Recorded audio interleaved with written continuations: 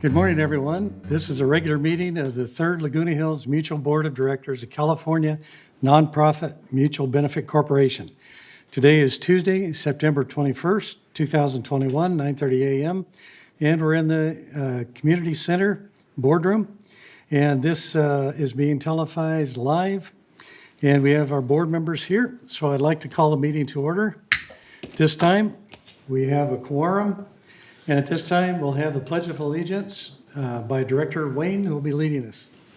Okay, would everybody please stand, face the flag, and join me in the Pledge of Allegiance. I pledge allegiance to the flag of the United States of America and to the republic for which it stands, one nation, under God, indivisible, with liberty and justice for all. Thank you all. Before we go forward, if you would turn off your electronic devices, please. And we'll acknowledge the media at a distance. And item 4, approval of the agenda. Do I hear a motion for the agenda? I'll make the motion to approve the agenda. Okay, is there a second? Second. Okay, a little discussion. We need to look at item 13C. We actually have 2 items here. If you look at the staff summary sheet on page 1 of 14, item 13C, item 1 will be C2, and item 2 will be C1. And Director Jarrett will take us through that at that time and explain the difference. Are there any other corrections, additions that need to be made? Director Michelet, did you want to talk about that one change that's coming down?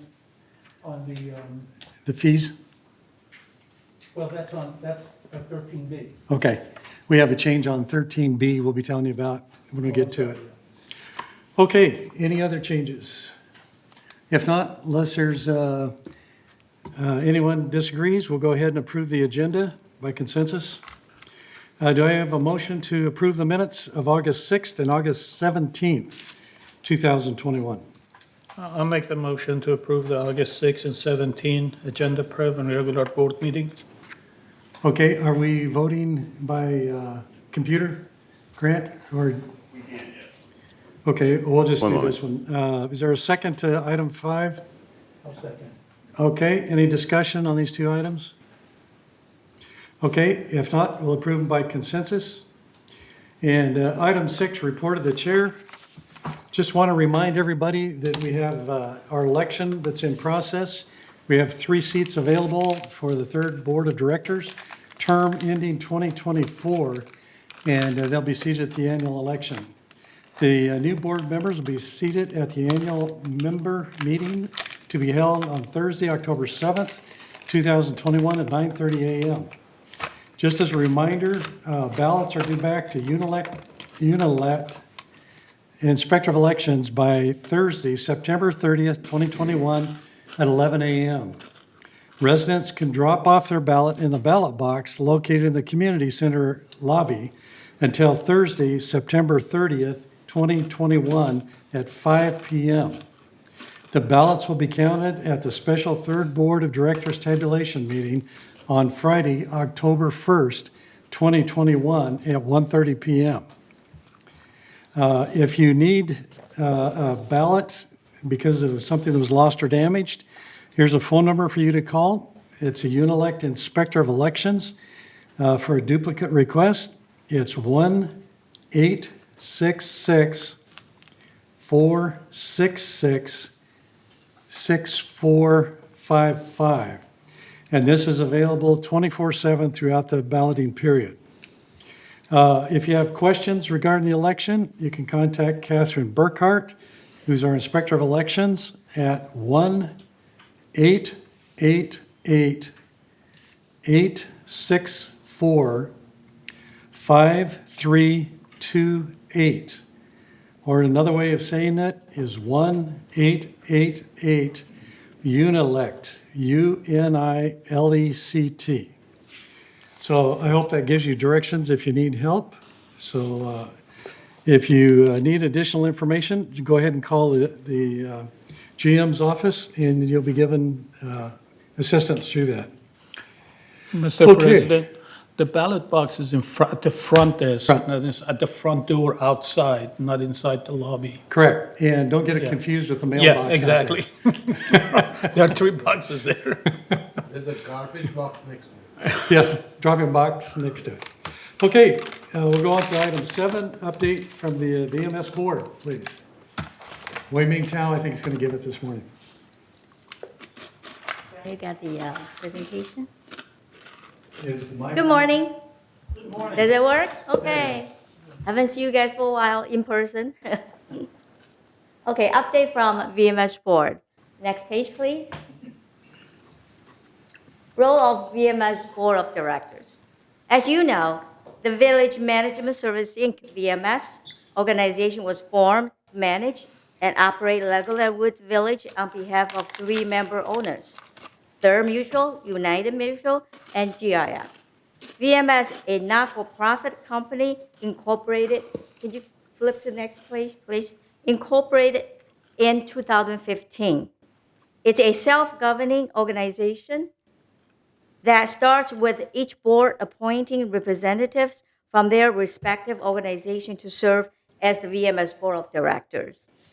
Article 4 of the bylaw of VMS specifies the powers and duties of the board of directors, which includes providing oversight to the CEO and to ensure the CEO effectively and efficiently implement the policies established by GRF, Third, and the United. VMS board members serve as a communication links with their appointed boards of directors, conveying operational information through direction of the CEO. VMS is similar to a joint venture, and there are many added challenges of a JV. Statistically, CEO and management team member of a JV spend 30% to 35% of their time responding to owner-related matters, rather than operating the JV. I feel for VMS, this percentage is probably even higher. This cascaded into deep frustration across the management team, undermining productivity and professional satisfaction, increasing turnover and making it harder to recruit new talent. So I have some suggestion. I suggest we need to have a governance system that works. A high-performing JV board must do the same thing as a corporate board. In other words, monitor operating performance, ensure that a high-performing top team is in place, and manage risks. And VMS board must do even more, including clarify what the owners want from VMS and resolve owner conflicts. This is not easy to achieve. However, owner companies need to go through their representative directors for the involvement of governing VMS and VMS directors and owners company not to individually instruct the CEO or management team as if they were a direct subordinate. We need to govern VMS through the board. The CEO reports solely to the board collectively. We will hold the CEO accountable for the operation and empower CEO with operational and people-related authorities consistent with the company of its performance. That's for the role of VMS board. Next page, please. Now, the highlights of recent VMS activities, operations. VMS employees participated in the half-day interactive training curriculum between June 21st and 30th at the Clubhouse 5. There has been one additional session so far for employees unable to attend the earlier section. The training is expected to be a regular component of the ongoing training program. So the training overview. The first one is respect. Let me get mine. RESPECT. Find out what it means to all of us. Tools to increase empathy for people from different backgrounds so that everyone involved in our interactions feels respected.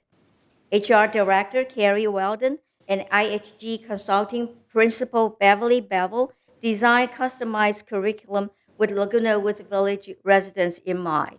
Next page, please.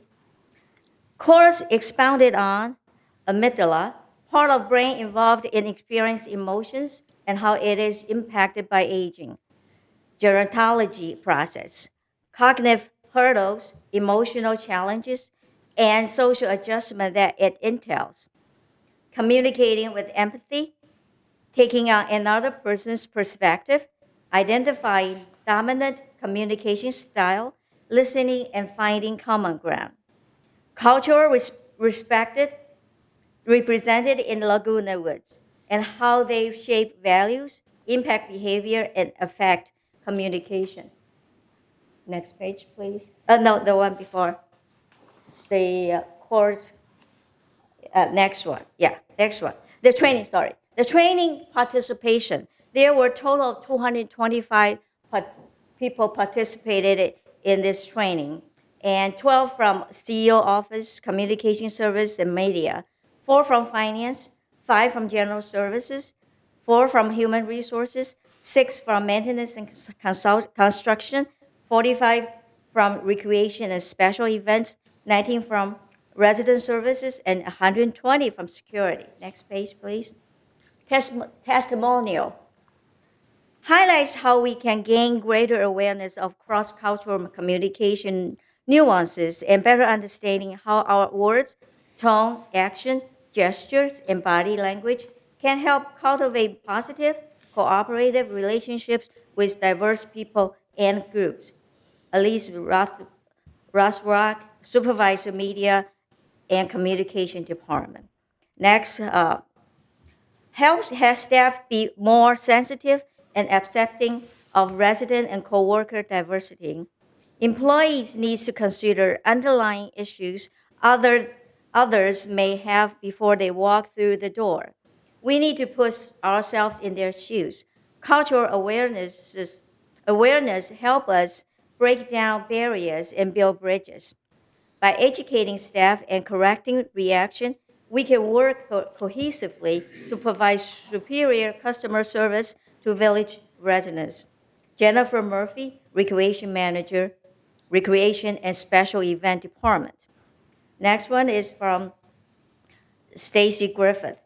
Brought greater awareness to the culture, age-related and gender-related diversity we face daily, as well as how we can gain greater self-control and awareness, providing the tool to respond with greater understanding and empathy. Customer service manager, resident, and broadband services. Next page. And now, since 2020, the monthly VMS department head presentation has been focused on the improvement event, focusing more on systematic improvement opportunity. So this month is general service, so we only gonna focus on the enhancement and the improvement activity. So on the revenue enhancement, there were total $99,800 revenue increase. The activity were $30,000 from Arizona Pipeline, $24,000 from H-Well Parking, $10,800 from H-Well Fill, and $35,000 from Memorial Care Sponsorship for Awareness Bus. Next, please. And the operation efficiency and cost savings for the department. Next. The operational efficiency on the transportation, eliminate Route 3, that's the lowest ridership. Incorporate into other routes, C1, C2, and Route 5. Annual savings approximately of $70,000. Next, please.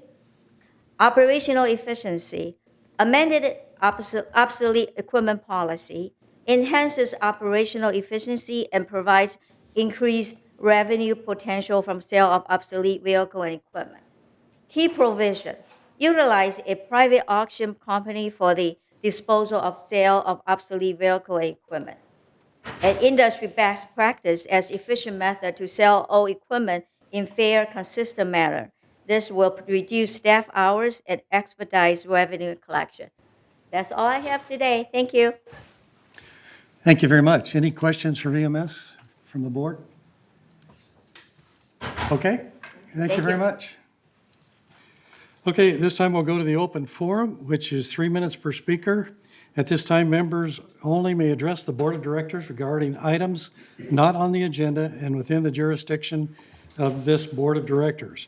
The board reserves the right to limit the total time allotted for the open forum to 30 minutes. A member may speak only once during the forum. Speakers may not give their time to other people. No audio or video recording by the attendees, and no rude or threatening comments. Members can attend the meeting by joining the Zoom link, zoom.us/J/948-998-06730, or call 1-669-900-6833, or email meeting@vmsinc.org to have your message read during the open forum. Okay, at this time, Excuse me, we'll go ahead. President Parsons, I Yes. just want a point of clarification. I believe you said 30 minutes for speaking? I'm 30, sorry. the open time for the total time for the open forum can be limited to 30 minutes. Oh, okay. Thank Okay, we'll go ahead with the open forum at this time. You have any speakers, please? The first speaker is Jules Zellon, 3124A.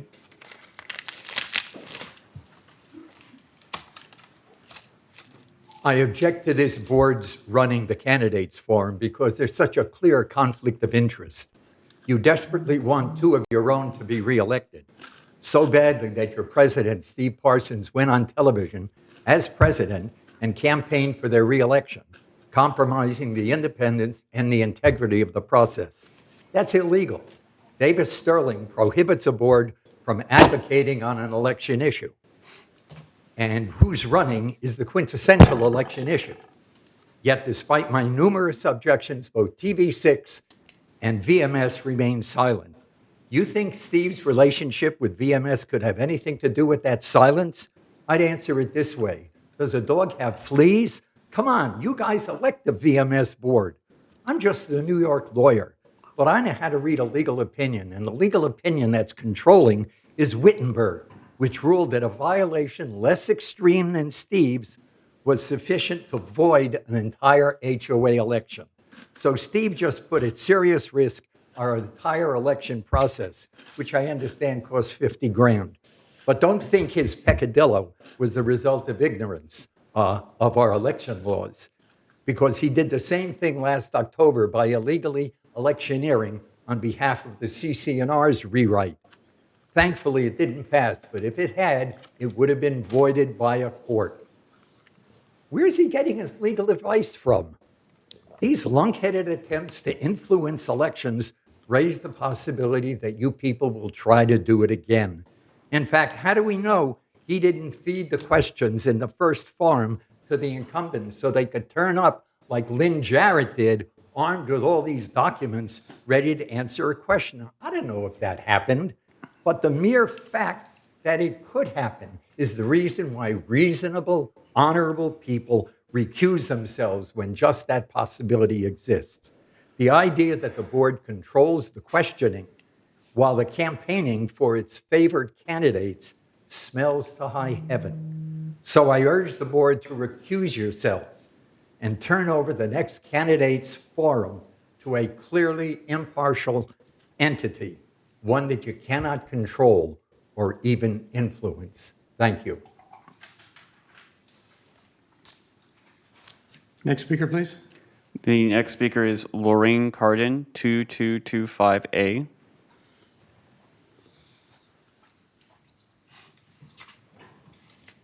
Good morning.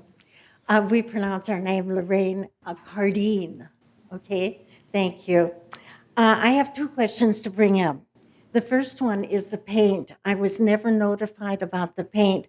I closed on the sale of my, I bought my place at the end of July, and I never received a letter. But we haven't moved in yet because my daughter, Catherine, who's back here, has not been accepted by the board.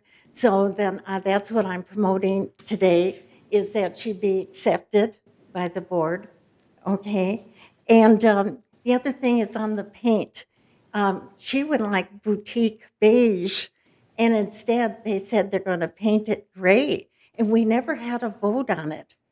And they're saying that, I don't know if another person in the complex had voted on or what, but anyway, that's what I'm asking the board, if it could be painted boutique beige. And that's on 2225 Via Puerta, and it's Unit A. Okay, that's it. Thank you. Okay, thank you. The next speaker is Elizabeth Hoyt, 5395A.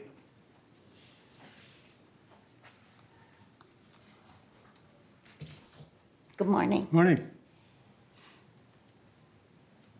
I want to say thank you to all of you board members. Where I lived in my last place, I served 25 years, so I know what you guys put up with. However, I live in Mutual 3, and they've decided to mow our lawns only twice a month in the common areas. These long, hot days, the end of summer, the grass grows like crazy. So I don't know what we saved money on, because the gardeners are still here every single day. They're just not mowing the lawns every other week. I think you need to consider how many people this affects. I went over to the golf course and said, how often do they mow the lawn here? And they said, every week. And I thought, well, that only affects a few people. The common areas affect everyone. And you need to, when you make these decisions to cut back on services, how many people they affect. 2 weeks ago, I paid my personal gardener to mow the lawn in front of my house because it was so long that if you walked in it, you'd probably turn your ankle. I don't think that I should have to pay twice, once in my association dues and once to my personal gardener. So that's basically what I'm here to say is, don't take services away that are in the annual budget that we get once a year. Just because you need to jiggle some money, that's what contingency funds are for. So I don't think I'll get an answer here, but when I called the other day to ask on the phone, the young lady said, lots of huffing.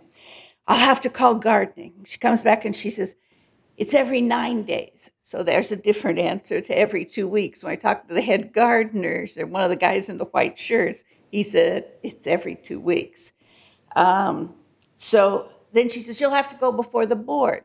And when I said, which board? Via Mass Mutual 3 or gardening? She hung up on me.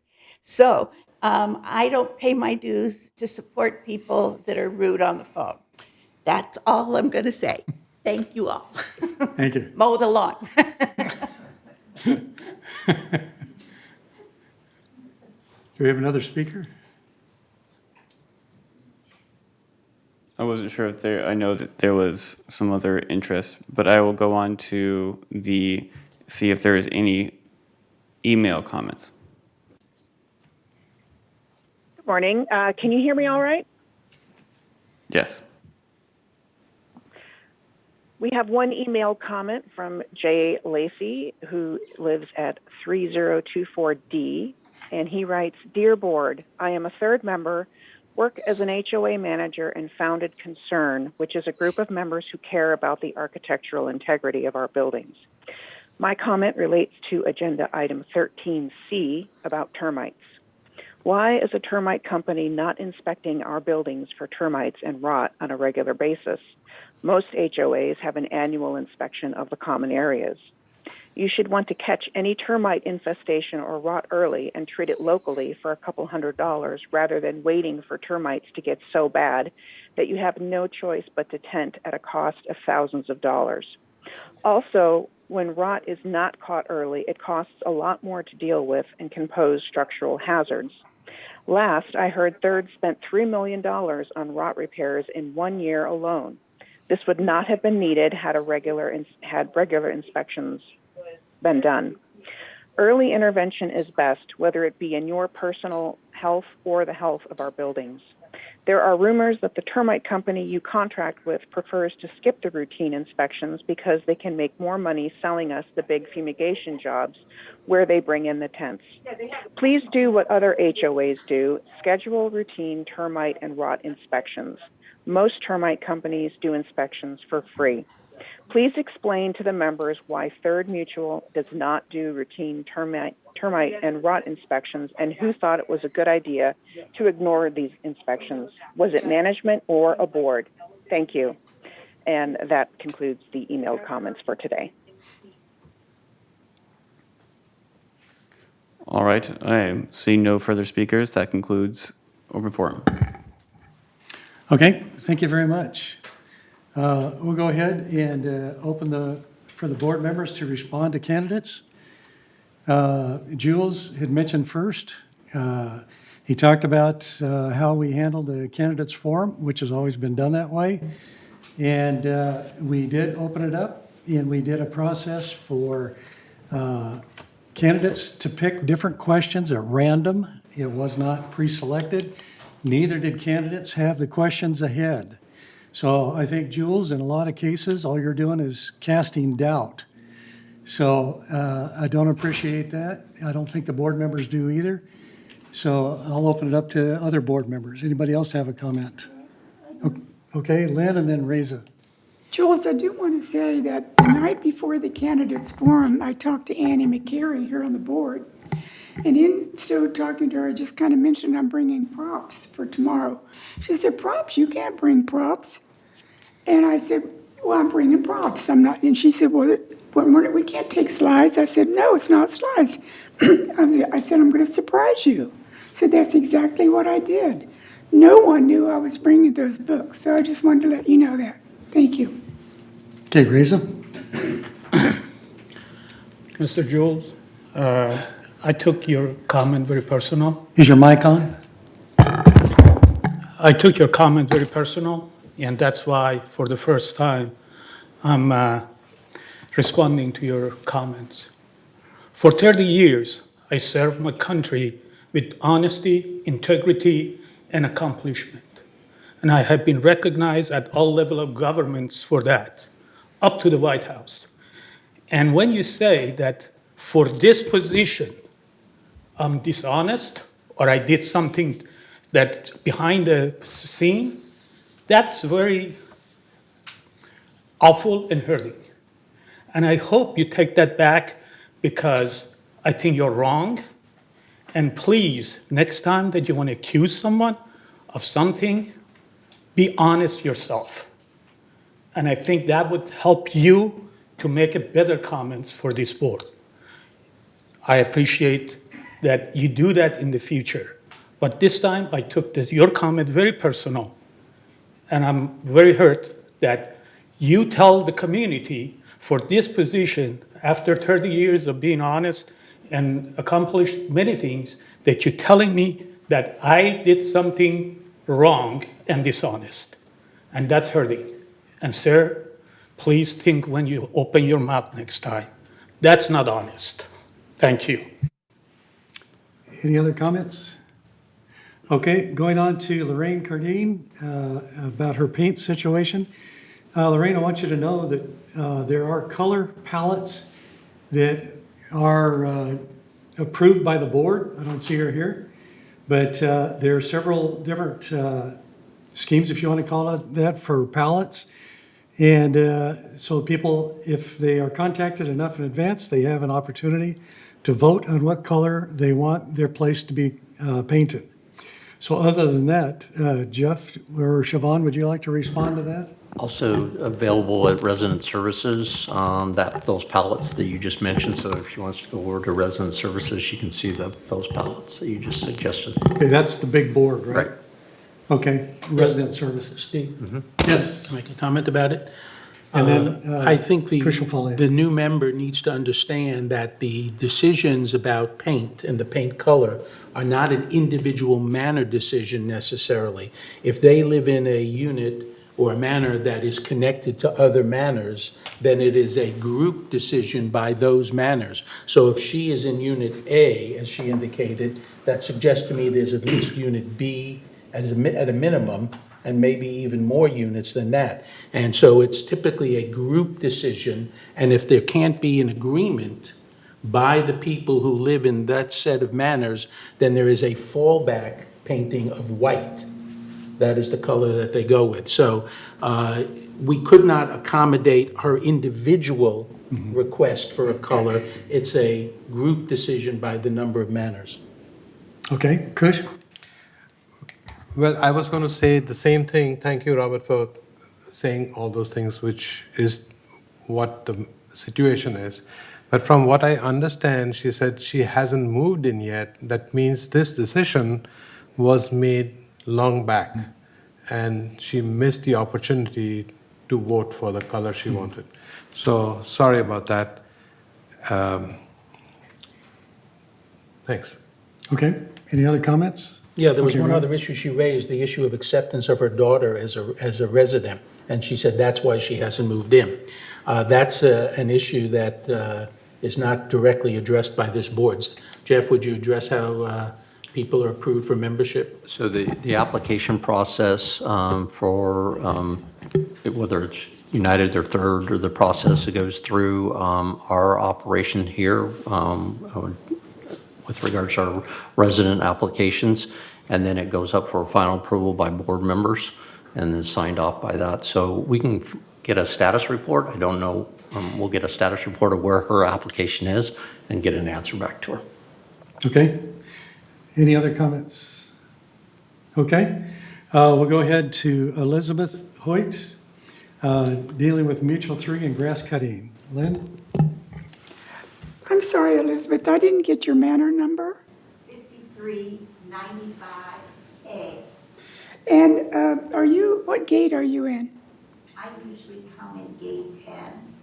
Oh, you're in gate 10, not 11. No. Well, the beginning of the month of September, we went from a 7-day mowing to a 9-day. And this is what we do every year. So I don't know how you could have gone, for 2 weeks. I know in gate 11 there was a problem over there because when they went to the 9-day schedule, it was on a Wednesday. It would have been on a Wednesday if they would have stuck to the 9 days. And I got several calls in gardening or landscape calls that said, it's not good to come on Wednesday because of the trash cans are out there. But it is a 9-day schedule. That's what they do every year. So I'm sorry that if they missed you 1 week or something, it sounds like that might have been what happened this month. Well, part of it is there used to be a huge tree in front of my house. So the grass never grew under the tree.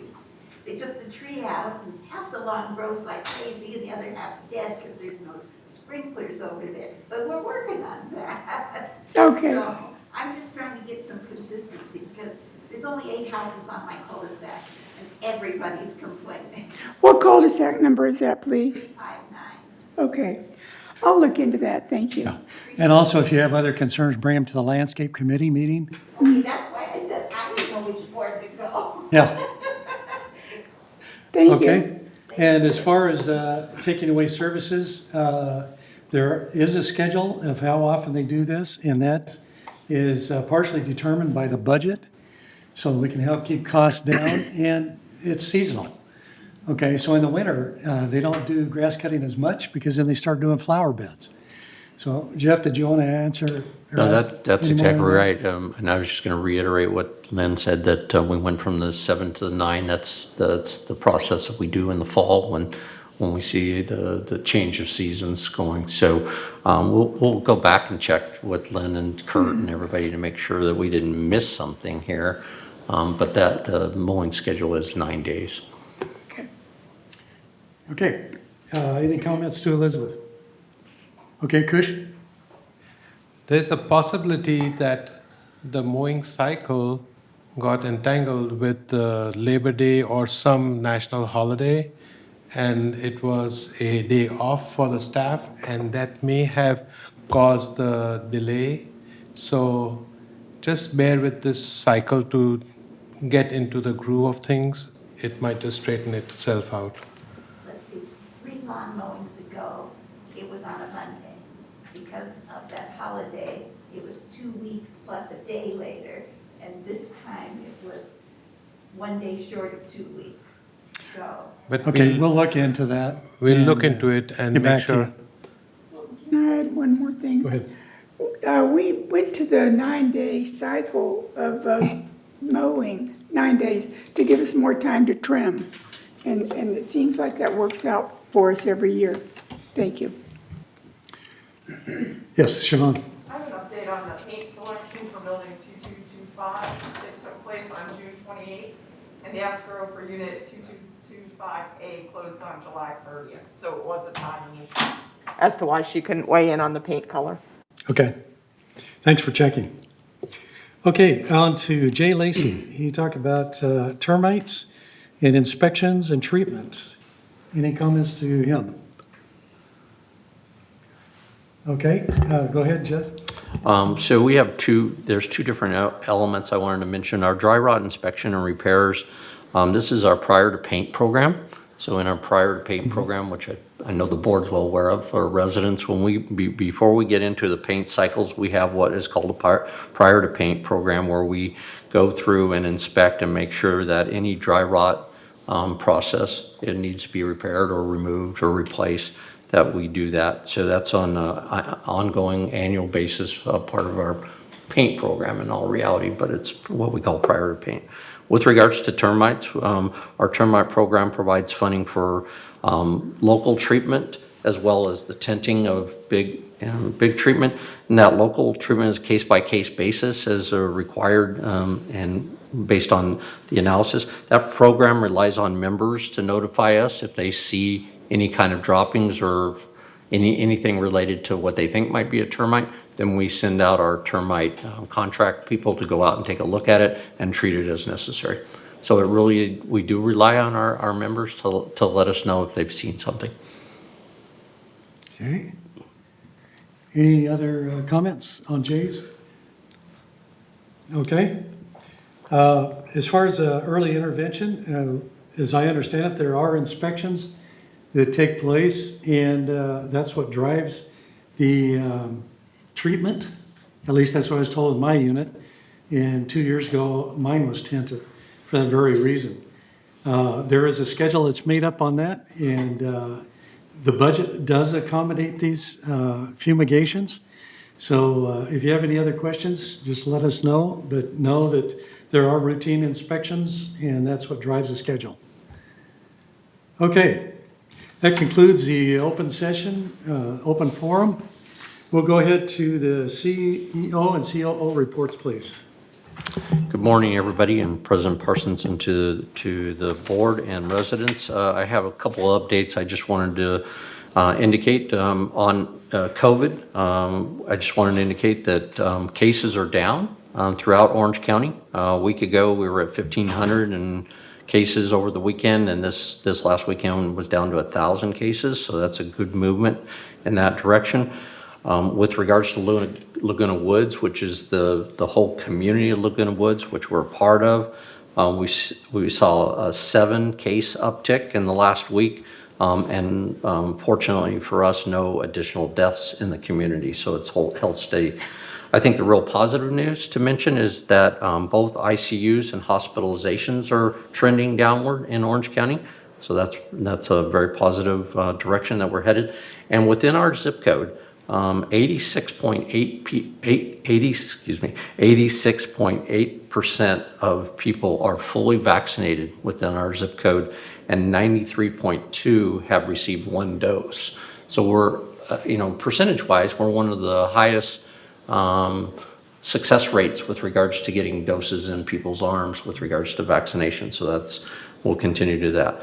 The other thing I wanted to mention is the FDA committee is making a recommendation to the full FDA and then on to the CDC with regards to booster shots. If you didn't hear that on the news, the recommendation is a booster shot for people 65 and years older or immune deficient. And then that will go on to a full FDA approval process So we anticipate hearing from the full FDA and CDC probably in the next couple of weeks with regards to that. And that would be then the formal recommendation to individuals out there in that age group as to when and how to go about getting booster shots. Our recommendation right now clearly is to stay aware of that information, contact your physician, and certainly the way they've been able to get vaccinations out there. You'll be able to go to Walgreens and Rite Aid and those type of pharmacies and get these boosters once they're fully implemented by the FDA and CDC approval. So we'll keep you posted on that. The second thing I wanted to mention, just real briefly, is our recruiting efforts continue. As you know, we've been struggling with recruiting and getting part-time people and full-time people into the organization because of COVID and other issues. I just wanted to mention that we're still taking applications for our gate ambassadors, which are residents working on a part-time basis. We're processing a lot of applications right now, but we still want to encourage people that are interested in being a gate ambassador to go to our website, and you can go on there and it's careers, and you can find the place to submit your application in there. And we have extra staff working in HR right now just to process applications so that we can get our gate ambassadors and our security program up to speed. So we appreciate the fact that people are interested. We also have some part-time rec positions as well. And then we are still doing a massive search out there for full-time rec people so that we can upgrade our recreation facilities and get them to full capacity. It's just been a struggle in the last 6 months due to a number of things, COVID, and there's still state money being handed out. This is the last month, so that's had an impact as well. But we're moving forward, and we're getting some key positions filled, and I'm looking forward to having that full operation in the near future. And that's all I have, and I'll turn it over to Siobhan. Thank you, Jeff. Honorable President, members of the board, it is my privilege this morning to use my update to share the next edition of Meet the Managers. This will introduce you to the new director of the Maintenance and Construction Department, the Community Services Supervisor, and other key managers who have recently joined the Maintenance and Construction Department.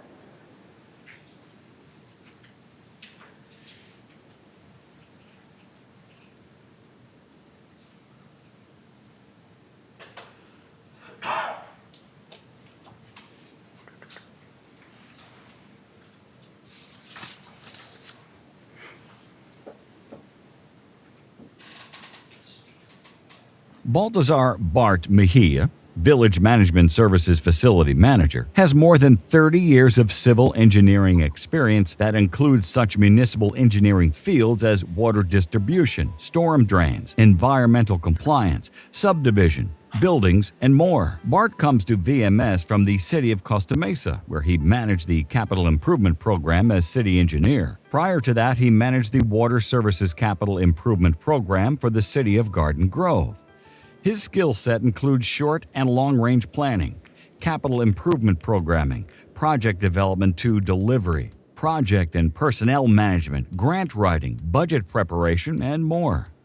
Bart manages electrical and electromechanical systems and equipment, monitors existing equipment, identifies safety and energy-related cost-benefit improvements, and provides project management of electrical-related improvements, upgrades, and construction projects for both housing mutuals and GRF. When I first visited this community, I noticed beautiful landscapes, well-maintained buildings and roads, and vibrant and active residents. This community embraces technology, promotes sustainability, and is taking steps to reduce its carbon footprint. I am happy to have been selected to this position and to continue with these goals. With your support, I hope to also apply my experience to improve in other areas such as resiliency, implementing smart energy measures, and taking proactive steps to extend the life expectancy of facilities and their components while continuing to provide unparalleled customer service. Thank you. Maria Popescu, Village Management Services' new Community Services Supervisor, has more than 10 years' experience in communications, public relations, and marketing, as well as 3 years' experience in housing solutions. Her skill set includes operations, logistics, project and budget management, and more. Prior to joining VMS, Maria was a special projects manager, logistics manager, and associate director of logistics for Illumination Foundation, a nonprofit organization dedicated to breaking the cycle of homelessness by providing housing options and navigation, behavioral health treatment, recuperative care, and substance abuse counseling. At VMS, Maria is instrumental in facilitating automation of the resales and leasing processes, which today are largely manual, redundant, and paper-based. I feel so fortunate and happy to be part of the community services team here at Laguna Woods Village. I love working with and for people.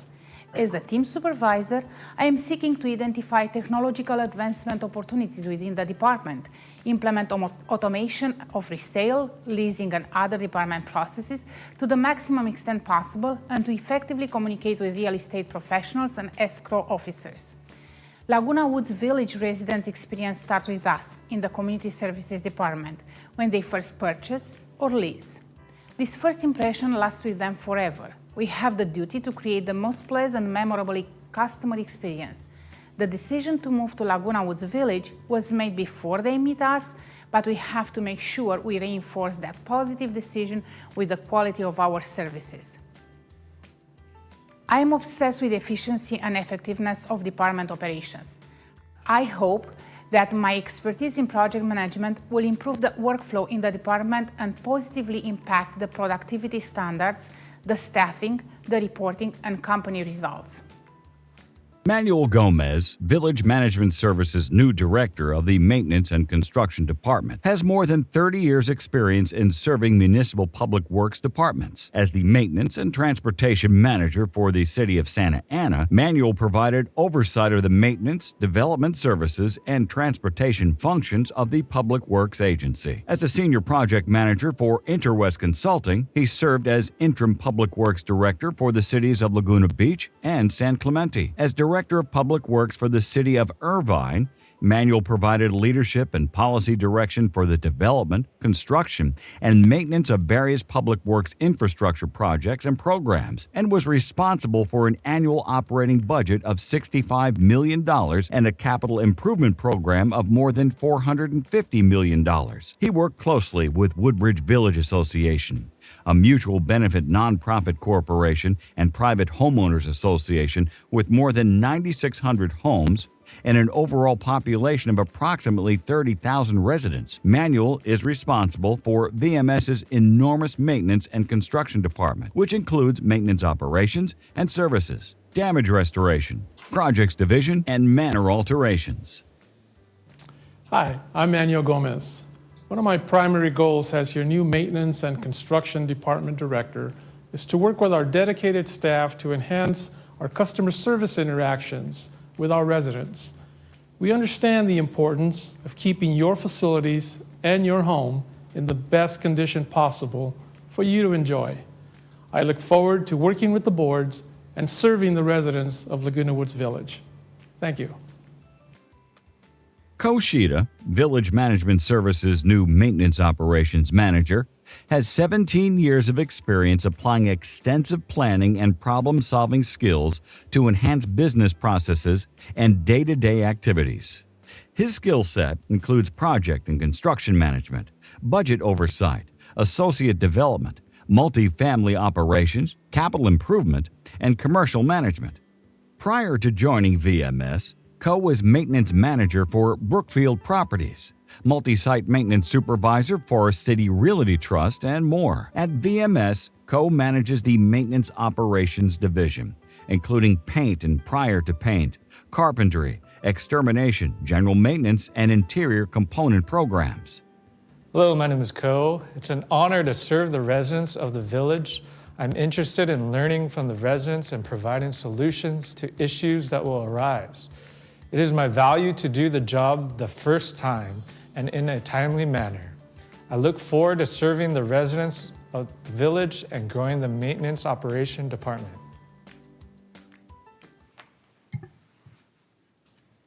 That concludes this morning's presentation. Thank you.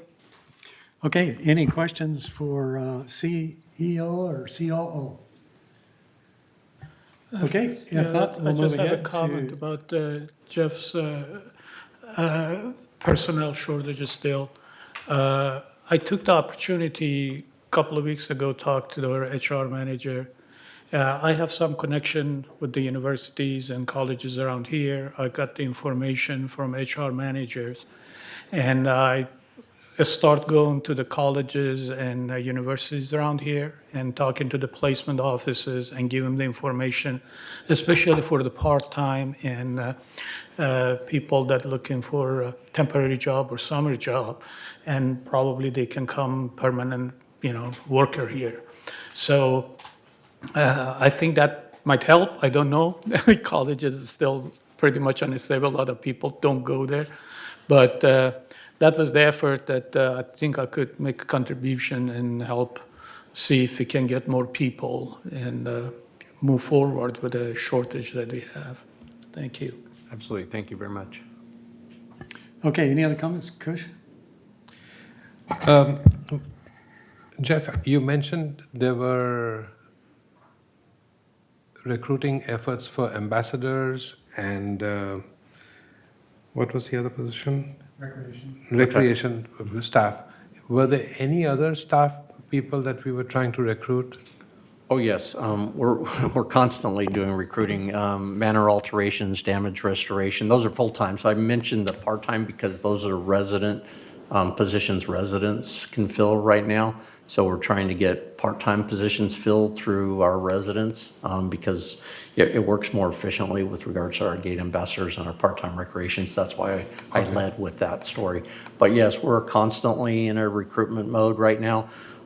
It's a challenge out there because we've had some people leave that with the, I'll call it the new environment out there where once COVID kind of settled down and businesses went back to hiring again, we had a number of employees that left for either higher paying jobs or more opportunity in other positions. So we've had a balance that, and so the recruitment is ongoing all the time, and we've actually added a part-time recruiter to help out John and Carrie's team so that we can be more efficient with regards to our turnaround time. Interesting. Thank you. Any other questions, comments? Director Munchnick, do you have a comment on the CEO report or Meet the Manager's video? Not at this time, I don't think.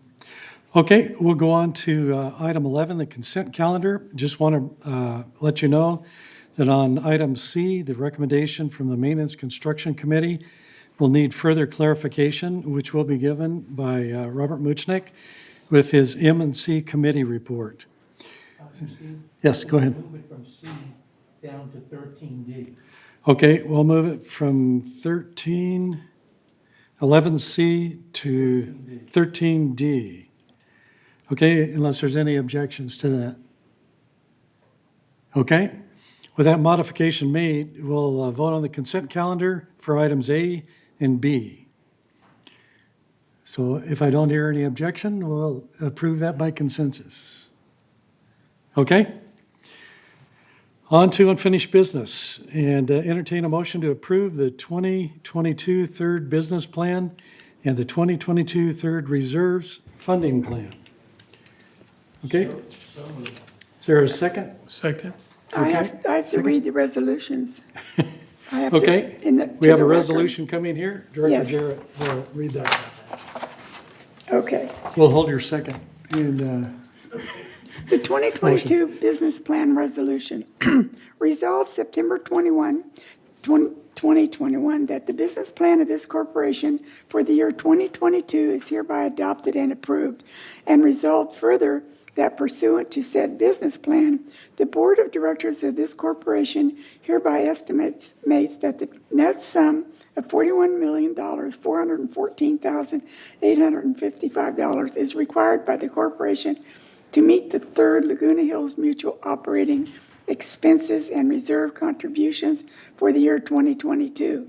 In addition, the sum of $15,927,043 is required by the corporation to meet the Golden Rain Foundation and the Golden Rain Foundation, trust operating expenses, and reserve contributions for the year 2022. Therefore, a total of $57,341,898 is required to be collected from and paid by members of the corporation as monthly assessments.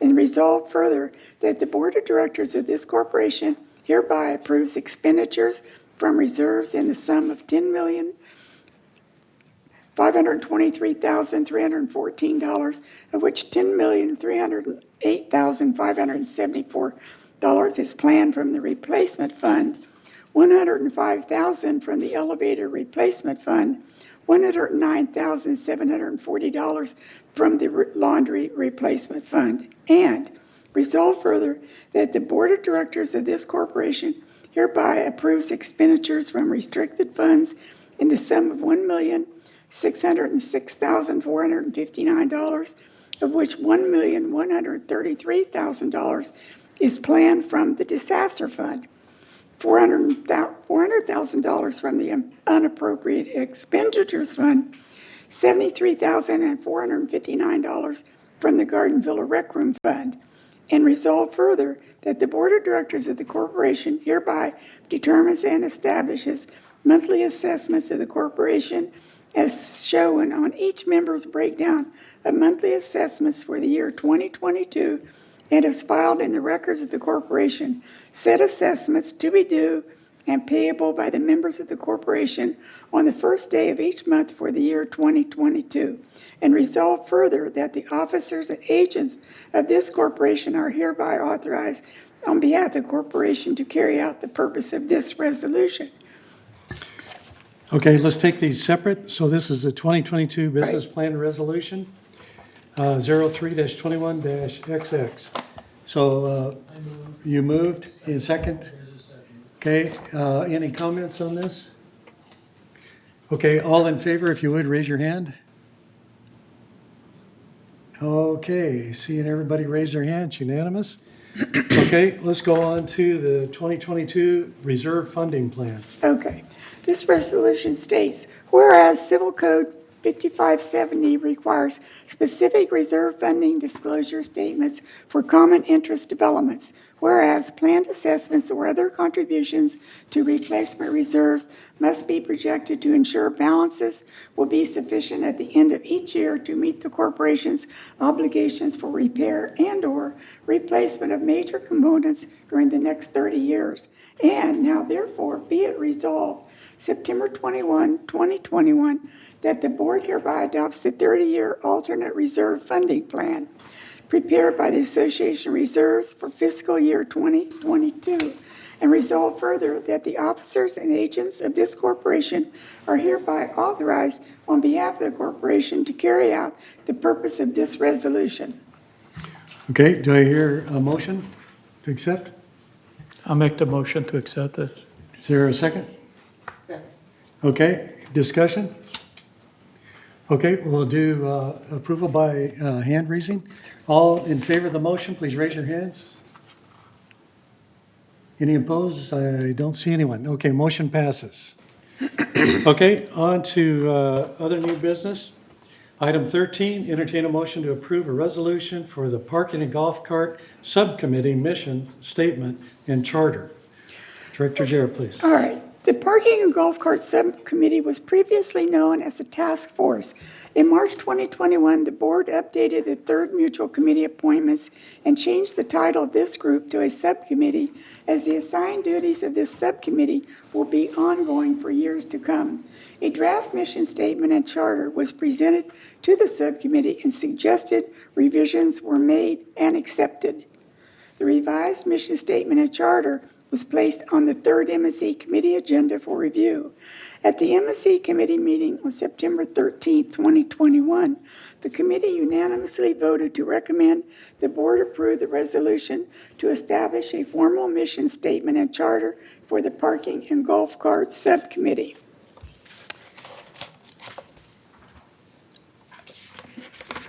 The resolution is to, as you know, is to establish a mission statement and charter.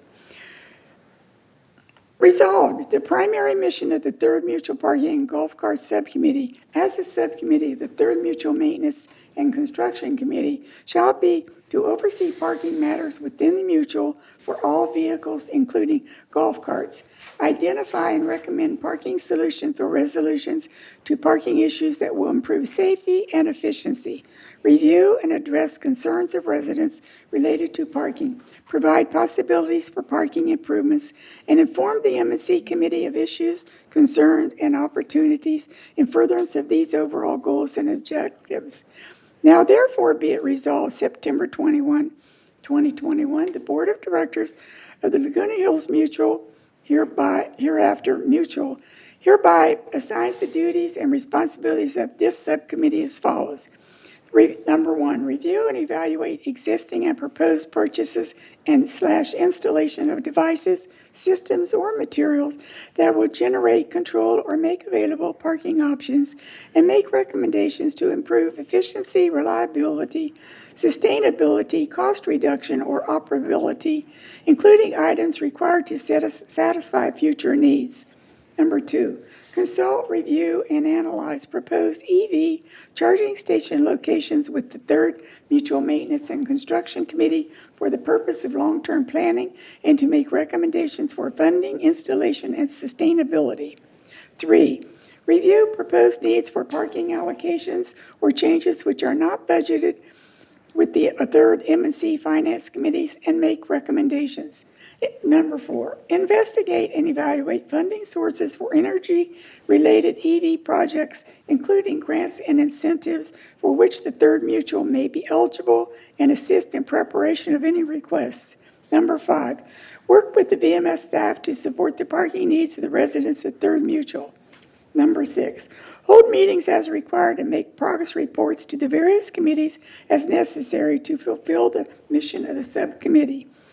Resolve further that the officers and agents of this corporation are hereby authorized on behalf of the corporation to carry out the purpose of this resolution. Okay, do I hear a motion to accept this? I make a motion to accept. Okay, Annie, and Robert seconds it. Any comments, questions? Okay, all in favor of this, please raise your hand. Okay, unanimous? Okay, on to number 13B. Entertain a motion to introduce a resolution for alterations fee schedule resolutions. Okay? All right. The recommendation actually is for the Third Architectural Control and Standards Committee to recommend the Third Mutual Board approve the new alteration fee schedule, which allows for a more appropriate fee structure to the actual cost of staff labor expended on mutual consent alterations. The current fee schedule was adopted in 2017. The actual costs expended by manor alterations at its current rate do not align with the 2017 adopted fee schedule. Since alterations are optional and chosen by the member, it is reasonable that the cost for processing the applications and inspecting the work be borne by those electing to alter their manor. Given the processes and administrative requirements currently involved, it is suggested that the ACSC now consider updating the alteration fee schedule to reflect the increased administrative and processing cost increase for mutual consents. Okay, the new alteration or the proposed alteration / variance processing fee policy resolution reads as follows. Whereas alteration and variance requests require significant staff time for proper processing, including research, report preparation, and then presentation to the appropriate committee and then the board. And whereas in order to offset administrative costs associated with processing variance requests, which is often followed by multiple resubmittals and can be followed by an appeal to the board as mandated in accordance with Resolution 03-13-105. And whereas the mutual currently charges a $50 fee for a mutual consent and a $150 fee for a variance, And whereas the new alteration fee schedule will increase to better align the fees with the administrative time it takes to process each task, whereas the board realizes that the current fee schedule does not appropriately cover staff time. Now, therefore, be it resolved, September 21, 2021, to partially offset administrative costs associated with processing alteration and variance requests, the Board of Directors of this corporation hereby revise the alteration and inspection fees as attached to the official minutes of this meeting. The variance request processing fee will increase to $662. The alteration processing fee will increase to $50. The unauthorized alteration fee will increase to $350.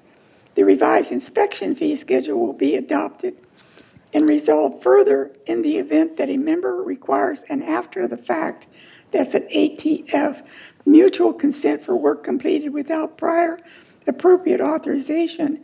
The following would apply as appropriate to the nature of the improvement work, defined as a member being responsible for a variance fee if the work required variance approval, an ATF mutual consent fee due to the work not having been applied for and permitted by manner alterations in advance of completion, a mutual consent fee totaling the cost of an appropriate mutual consent fee if the work had been properly approved, a demolition fee totaling the cost of the appropriation demolition fee if the work had properly been approved. Resolved further October 20, 2017, that resolution 03-17-120 adopted October 20, 2017 is hereby superseded and canceled, and resolved further that the officers and agents of this corporation are hereby authorized on behalf of the corporation to carry out the resolution. Thank you very much. Do I hear a motion to accept this? Okay, Kush, and then Robert seconds it. Okay, any comments or questions on this? 28 day. Goes on 28 days. It's on 28 days. Yeah, I'd like to share with the members that if you looked at the agenda packet that was online and you reviewed this resolution, it is not the same as the one that was just read. And the reason it's not the same is that we added a paragraph since the publication of the agenda that stipulates all the specifics if it's an after-the-fact issue. We wanted to clarify what actual costs the member would be responsible for if they if there's an after-the-fact issue related to either a variance or the demolition or things of that nature, what the fees are that they would incur. So that's why that resolved further paragraph is now in there. Okay, any other comments? Okay, this goes. Yes, go ahead. Since this was added subsequently, will it be put on the web so people can see it as an addendum or something? What we just read? Yes, yes. Good, that will be important. Thank you. Siobhan's shaking her head there. So everybody can still see. Sorry, Siobhan. Okay, Reza? Yeah, in the landscaping, we have the provision that if there are variances outside around the unit, if the new owner accepts it, then it's okay. I don't think we haven't changed that requirement. That if there are variances around, plants and things like that that are, done by the previous owner, the new owner, if they don't accept it, the previous owner had to fix it. But if they accept the variance, then, it's okay. It's transferred.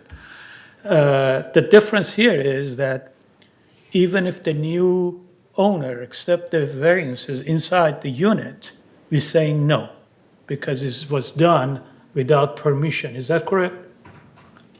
Yes, go ahead, Robbie. This is Robbie Doncost. Good morning, Mr. in charge of Chairman, alteration, board manor members, alterations. staff. To clarify, what the added paragraph constitutes is that if a member performed an unauthorized alteration and that alteration did not meet a standard but would have been necessary through the variance process, that they then would have to pay the variance fee in order to have the ASCS committee and the board approve that. Manor alterations can't arbitrarily approve an item that would be considered a variance. So it's just clarifying that So point. we are not, if the variances that wasn't approved before is unauthorized variance inside a unit, at the time of sale, it's come to fruition that, yeah, that was done. We are not forcing the new or the previous owner to fix it or demolish it and turn it to the original condition before the sale goes through. I just want to make sure that it's clear. Well, that is a possibility whereby in the inspection that is called, it is identified. Let's just say someone made a structural modification in the unit, and that would have required a variance. In that sense, it would be noted on the report that a variance would be needed, and manor alterations could not release that component until the board would hear that variance and allow that component to exist by right. If they weren't willing to pursue the variance, then we wouldn't have the authority to remove that condition as part of a sale. So even if the new owner accept that variance, we are requiring it to be fixed, whatever that fix is. Is that? Well, the application of the new owner accepting it doesn't bring it into compliance with this board. So this board would have to hear and accept that condition in order for the sale to occur, is my understanding. There might be situation, I just want to make sure that the future confusion is not there. If there is a situation that the unit are in the sales process and went through and then we were a little bit late for inspection and all of that, what are we going to do with that variance? Is the new owner on the hook because the old owner is gone? It happened before. Yes, sir. In an extreme situation where something is missed, the new owner would have to inherit that non-conforming condition, and it would be up to the board whether it's to levy a fine, whether it's to mandate that the owner bring this issue into compliance.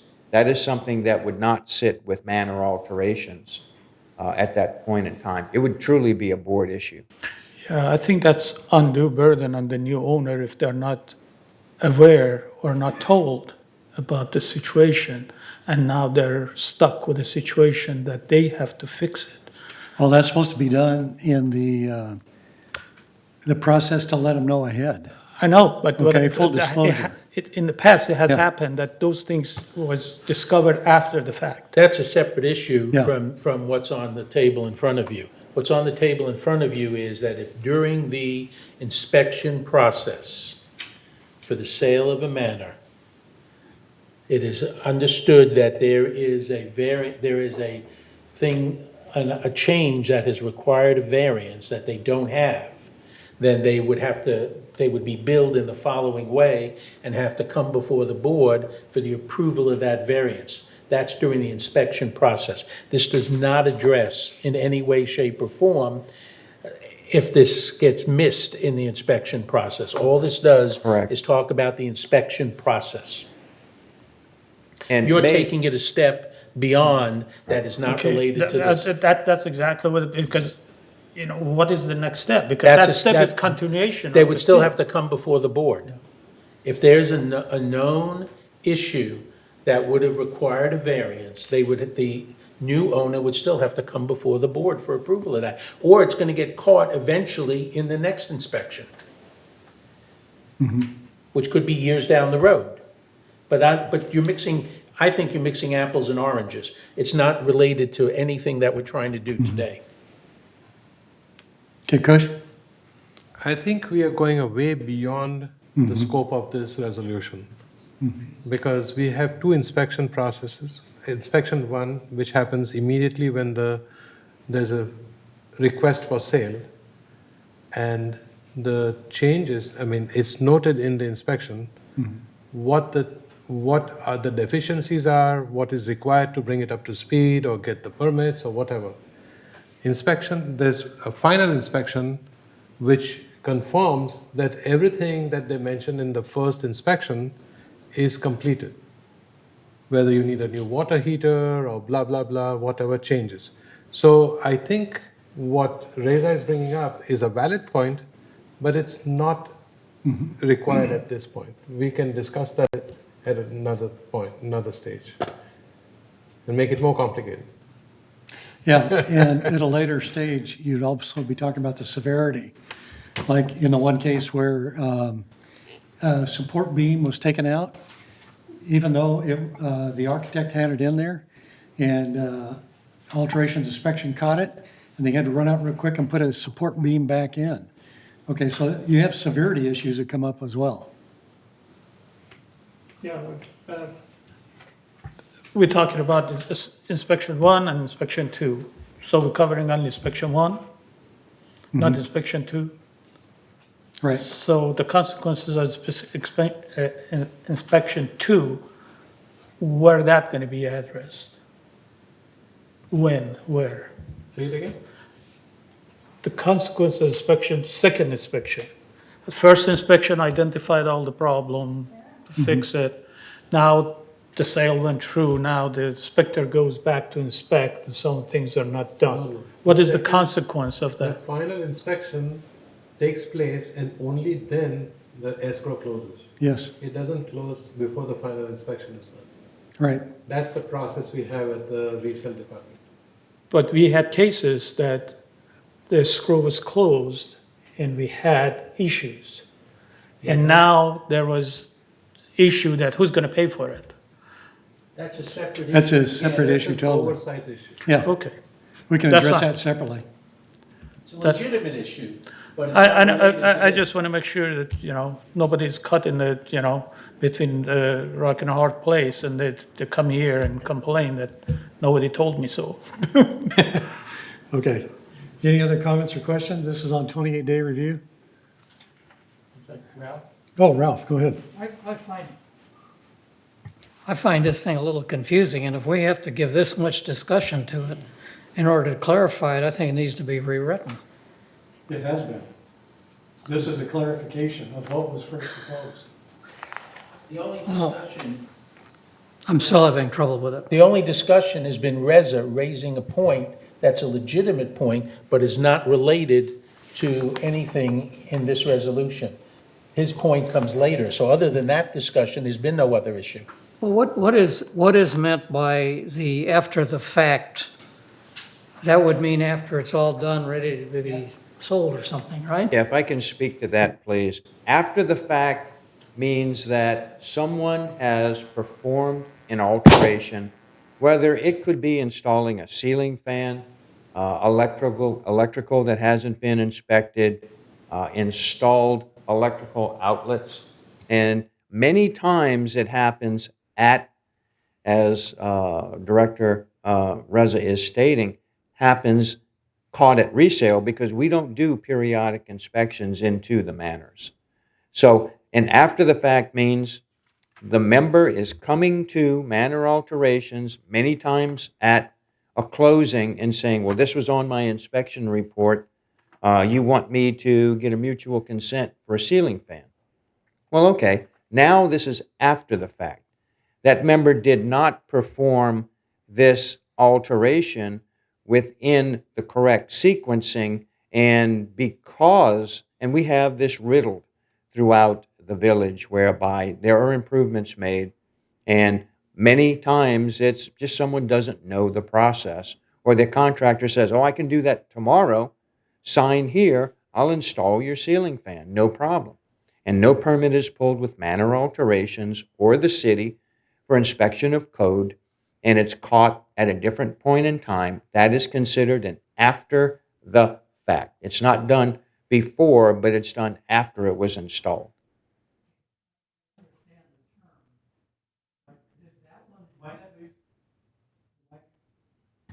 I can understand the term. Does that get the greater fine or the greater after the Correct. fact cost here then? Correct. Maybe it's terminology that's getting me messed up. So it incurs a fine due to the fact that it's out of sequencing, and we ask and that's the clarification, which is installed in two places, and someone brought that up. It is included into the resolution 03-21-XX, and it is also to be included on the alteration fee schedule, letting them know this sequence is part of the fee process. It's in two places. Because actually, it's... Would an after the fact then get both the 662 and the 350? No, the 662 is truly just a variance request fee, and we should really bifurcate those two components. A variance request is for an item that is not a standard allowed alteration. Okay. The variance request is something that the board and the ACSC would have to hear and approve of and say, okay, this is good for the manor member, this is good for the community, the village, and we approve this as something not being standard. Completely separate issue. So they would not be, Ralph, if a person put in a ceiling fan, that would be a standard item. That would not be a variance issue. So they would not be fined they would not be required to pay the 662. They would only be required to pay the mutual consent fee, right? Correct, and the penalty. And the penalty fee. Yes. Okay? Okay, the unauthorized alteration fee, Right, but not right. the variance unless I Right. replace a wall or something like That's that. right. Okay, Right. gotcha. Okay, any other comments or questions? Okay, I believe we had a motion and a second on this, and then it goes to 28-day notice. Okay, hearing no more comments or questions, we'll go ahead and move on to item 13C, and this is actually in two parts. You'll understand as we get into it, but the first part is about an actual pest control and termite policy resolution, and item 2 is to approve and authorize a member of Manor 5247, Duenas, to fumigate a single unit. So we'll take them individually and clarify between the two. So let's go with item 13C, item 2 first. The pest control? Go The ahead. pest control, correct? Pest control policy. Yes, okay. The existing mutual pest control does not allow members who reside in freestanding single-unit buildings to schedule fumigation by whole structure tinting at their own expense. Oh, that's not two.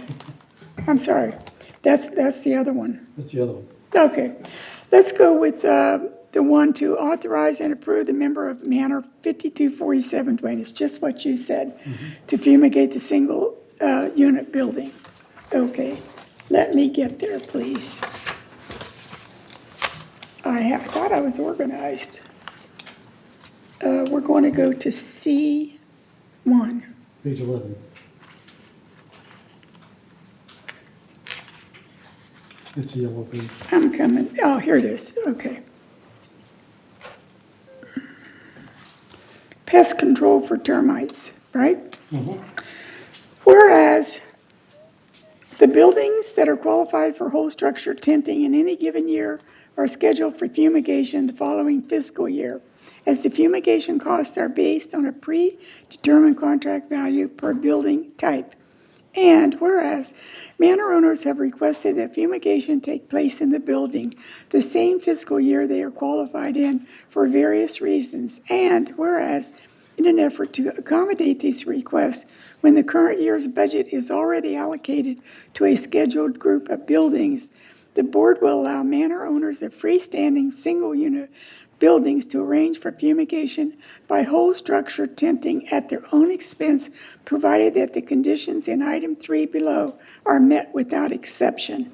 Now, therefore, be it resolved October 19, 2021, the board hereby adopts the following procedure with regard to scheduling and implementation of the fumigation process as part of the Mutual's Pest Control for Termites program. The Mutual shall provide members and tenants of buildings scheduled for treatment with 4 weeks advance written notice specifying the mutual's intent to perform fumigation in accordance with the mutual's authorized standard practice. Each member or tenant has the option of arranging for accommodations, in addition to any accommodations which may be provided by the mutual during the fumigation process, and taking any additional steps that they believe are necessary and appropriate at their own expense. If the mutual receives at its mailing address no less than 2 weeks prior to the scheduled fumigation a written request from a member or tenant to delay fumigation, and if the written request is due to a documented medical reason and includes an estimated duration of the medical ailment signed by a licensed physician, prohibiting the resident from vacating the unit. 2A, the mutual shall allow for one-time rescheduling of the fumigation on behalf of the requesting resident. 2B, staff shall work with the resident and reschedule fumigation. Considerations affecting the rescheduling include the nature of the medical issue and the timing of the request within the program year. Requests made late in a program year may preclude fumigation until the following program year. C, staff will refer residents who request a second rescheduling of fumigation to the board for action. D, staff shall issue a letter to members and tenants of an affected building advising that the fumigation of the building has been postponed and will be rescheduled by the mutual at the earliest date possible, and that they will be advised of that date in accordance with the notification procedure. Item 3. The mutual will allow members who request that their qualified freestanding single-unit buildings be fumigated by whole structure tinting in the current fiscal year to do so at their expense when the following conditions are met. A, the building is not attached to other residential buildings and contains a single residential manor. The building has qualified for fumigation based on the inspection findings in the termite report issued to the member by the mutual's fumigation contractor. C, the member agrees to provide the termite inspection report to staff. The building is not on the fumigation schedule for the current fiscal year, where funds have already been allocated for the program. E, the member agrees to only use the exterminating company currently under contract with Third Mutual for fumigation by whole structure tinting. The member agrees to be responsible for scheduling the fumigation, to enter into an agreement with the mutual's fumigation contractor, and to pay all associated costs to fumigate the building. G, the member agrees to pay all costs for lodging if the unit is occupied by the member, lessee, or other registered occupant. The member agrees to notify staff 2 weeks prior to the scheduled fumigation in order to prepare the liability waiver and to allow for a roof inspection to be conducted by staff and/or the mutual's roofing contractor on the building to be fumigated. I, the member agrees to have the fumigation contractor provide written evidence the fumigation took place as scheduled that is consistent with what it regularly provides to Third Mutual for buildings fumigated under the contract.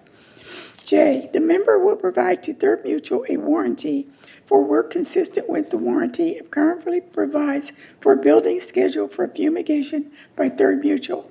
K, the member agrees to sign a waiver provided by staff that holds Third Laguna Hills Mutual harmless for any problems, issues, damage, loss of property, etc., for the fumigation they independently contract for with the exterminating company. L, the member acknowledges that any dry rot repairs to mutual property will be remediated by the mutual at mutual expense as soon as scheduling allows. Resolve further, the Resolution 03-12-138, adopted November 20, 2012, is hereby superseded and canceled. As resolved further, that the officers and agents of this corporation are hereby authorized on behalf of the corporation to carry out the purpose of this resolution. Thank you very much. Do I hear a motion in a second for this?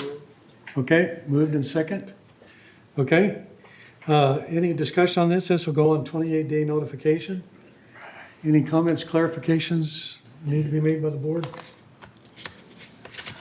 Okay, if not, they'll go on 28-day notification. And let's go on to a specific case that deals with fumigation request at 5247 Duenas. Okay. For the existing mutual pest control for termite policy does not allow members who reside in freestanding single-unit buildings to schedule fumigation by whole structure tending at their own expense. The member of 5247 Duenas has requested approval to perform a fumigation of their single-unit building now as a condition of closing the current escrow on the property. Under normal protocol, this building would be fumigated in 2022 on a schedule determined by the mutual. Okay, thank you very much. Is there a motion to accept or deny this? Okay, Robert, is there a second? Okay, second, Reza. Okay, clarification. Robert, you want to talk to this? Yes, I would like to speak to this. This motion includes the basic elements that we're now putting on the 28-day resolution, that the member has to pay for all the costs associated with it. If there are lodging requirements for any of those members, they're responsible for those things, those elements. If they need to notify M&C so that if there's dry rot and things of that nature that need to be repaired, our folks can go in and do that either before or after, depending upon the arrangement. But that's where we are with this, and it's an attempt to allow the closing of a particular unit. The owner is willing to pay the expenses, and I think we're appropriate in accommodating that request. Okay, it's been moved in second. Kush, go ahead. I just wanted to clarify that I heard that they would be able to do the termite process right away and not wait till 2022. Correct. Okay, because I heard it that they are on a cycle for 2022. No, this building would be on the cycle for 2022. However, it's in escrow, and the current buyer does not want to close without the termite fumigation taking place. The current owner is willing to pay for that right now and schedule it with Newport, our current exterminating company. Correct. So all these things, but the way it was, it sounded, did not sound that that was all included in it. But in any case, as long as we clarify it, it's fine. Yeah, we've never had a process for this formally in the past. That's why it's being brought forward. Yes, It's I'm been through M&C. familiar with all the goings on. Okay. Thank you. Okay, any other comments or questions? We'll be voting on this today, so any clarifications you need? Okay, hearing none, we have a motion and a second. All in favor of the motion, please raise your hand. Okay, I see no dissenting votes, so it's approved unanimously. Okay, thank you very much. At this time, want to remind you that item 11C is now item 13D. And we're going to be talking about the recommendation to cancel applications submitted for the Charge Ready 2 program. And I'll turn over to Director Muchnick on this. Okay, thank you, President Parsons. The only reason I asked that this be removed from the consent calendar is that the statement in the consent calendar is different than what is in the staff report. The staff report on page 1 of 6, agenda item 11C, where the staff report is, page 1 of 6, it says entertain a motion to cancel 12 of the 14 EV charging station applications. However, in the consent calendar, it just said cancel applications. And I just wanted to make sure that we were only canceling 12 of the 14. And let me explain to everyone, just for make it easy for the people at home, especially who might be watching, what the approach is. It has been determined that the actual cost of implementing this program is really very, very expensive, over $1 million if we did all the different applications. We have to commit to a 10-year program with Edison.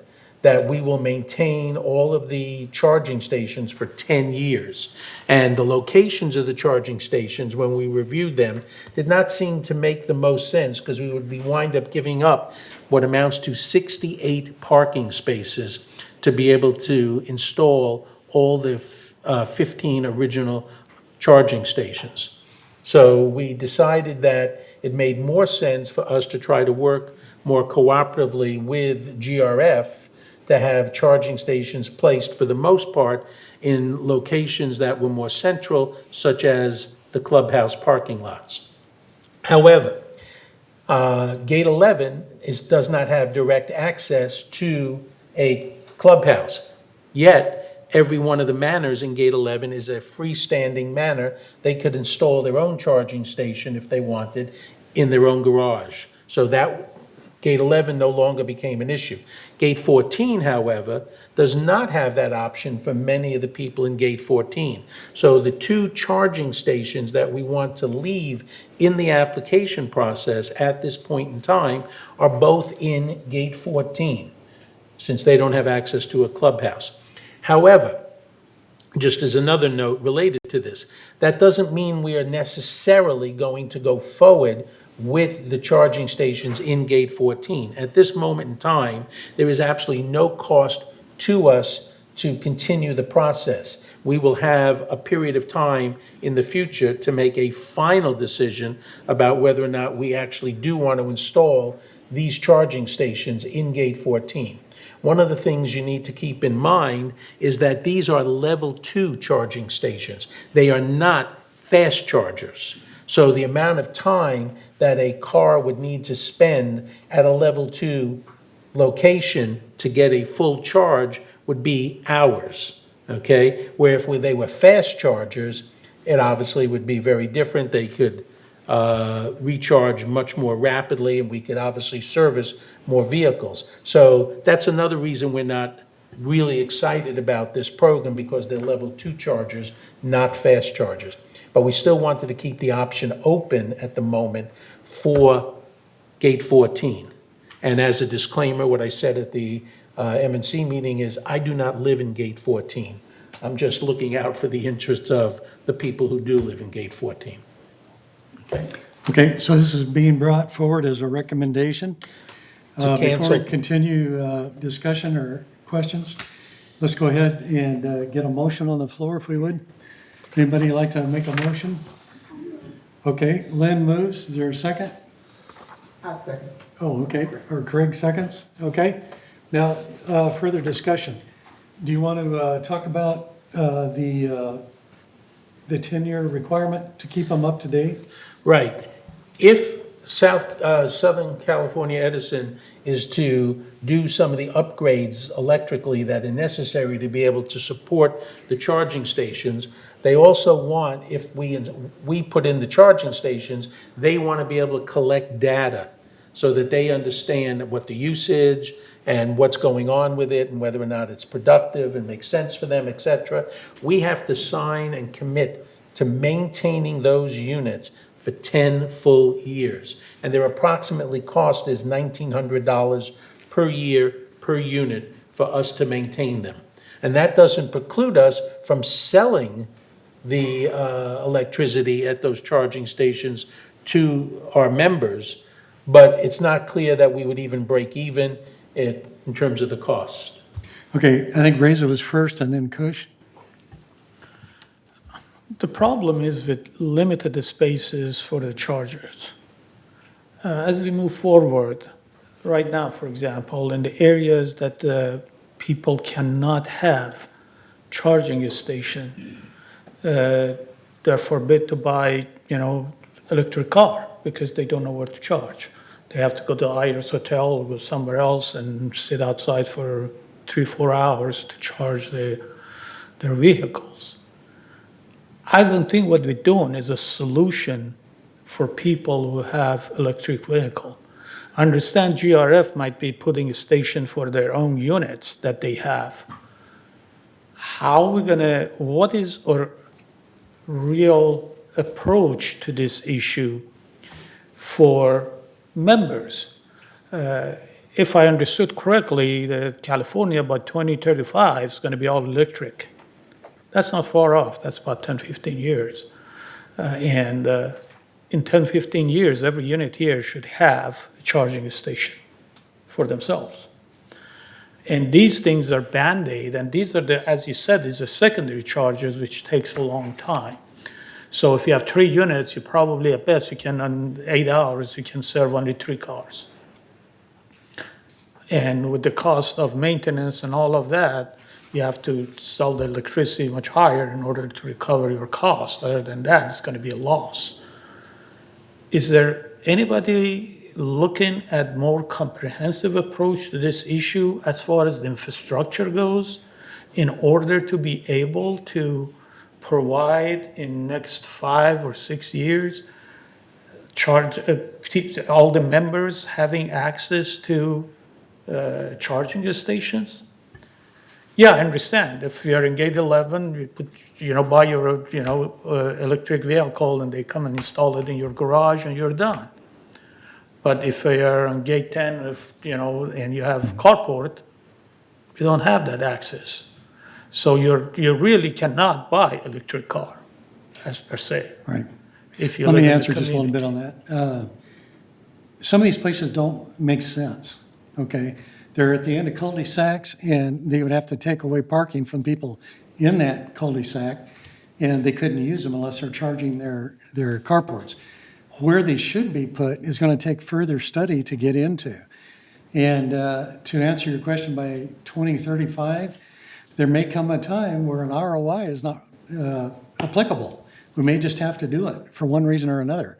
But for right now, it just doesn't make sense on some of the locations that they have identified that have gone forward. Now, one thing we didn't mention was GRF has to wrestle with whether or not to put them at the different clubhouses. So they're going to have to deal with that. If that's the case, there are other people that feel that you're going to have a lot of other charging stations around, such as grocery stores, supermarkets, strip malls, things like that. But that's not the will be able solution to for us. use. That's not the solution for the I know, members to go to the but right grocery now, store. it doesn't make sense for us to move forward, especially like, let's just use the Garden Villas. Are we going to go through and put in new lines all the way from the transformers so that everybody can have access to a drop-down? We can't afford that. We may have to, in the future, bring lines in, but then the individual is going to have to pay for the accommodation from the line we bring in to the meter over to their station. But there are a lot of questions we don't have answers for. Yeah, I think right if now. you Point look, of order, point of order. 1 second. Yes. Point of order. I understand what Rez is saying, but we need to either speak to the motion or not speak to the motion. Where you're going, Reza, is off an entirely different tangent. We're talking about whether or not to continue the application for the 14 stations or reduce it to the 2 stations at the moment, based on the information that A, they're level 2 charges, B, the locations are not good, and C, the cost to the third is excessive at this point. That doesn't mean that we don't still need to address the question you're talking about, but you're not speaking to the motion. Right. Let's go ahead with Kush. Go ahead. I think this is a no-go for me, this motion. And this program that Southern California Edison is providing is like they're throwing crumbs at us. This is not the program we want to follow and get through. Because first of all, the technology is old. We need fast chargers. So we need that. And is there a possibility that the cost of these fast chargers is such that we get the money and we can buy, the chargers that they're giving us is such that we can pay the difference and get fast chargers? So this, according to me, is not a good solution. So I will be voting against it because this is not a good viable solution in the positive direction. Point of clarification. Kush, I'm hearing you're voting against the motion to reduce it from 14 to 2 applications. Even then, it is not worth it because we are still buying old technology And Okay. there's no point in spending $1,900. Now on I them. understand. Thank you. That is what I mean. Okay. Because Okay. you're wasting our dollars. That's what I mean. So Any you other want to, questions, you would move comments? to cancel all 14? Pardon? You would move to cancel all 14 of them? But whatever your motion is, I'm against that. Okay. Yeah. I think, Ralph, are you thinking about something, or Craig? Go ahead. So us voting on this only means the application does not drop out for everything, but the application's there, and we're not agreeing to do this now. Correct. We're not agreeing to anything. This now puts the burden on Edison to go out and do the site inspections and things of that nature. Once they complete all of that, we will have still an ample opportunity to decide, do we want to go forward? We're not signing anything or doing anything at this point. I just wanted to leave that option open because of Gate 14 not having access. But depending on what GRF does, we may cancel the other two as well. I just don't know. Do you have any comments?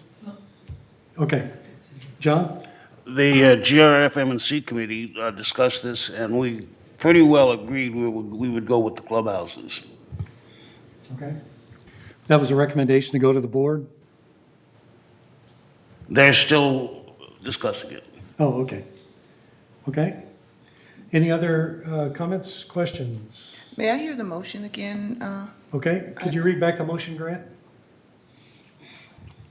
So the motion, as stated in the staff report, is to entertain a motion to cancel 12 of the 14 applications for SCE Charge Ready 2 program.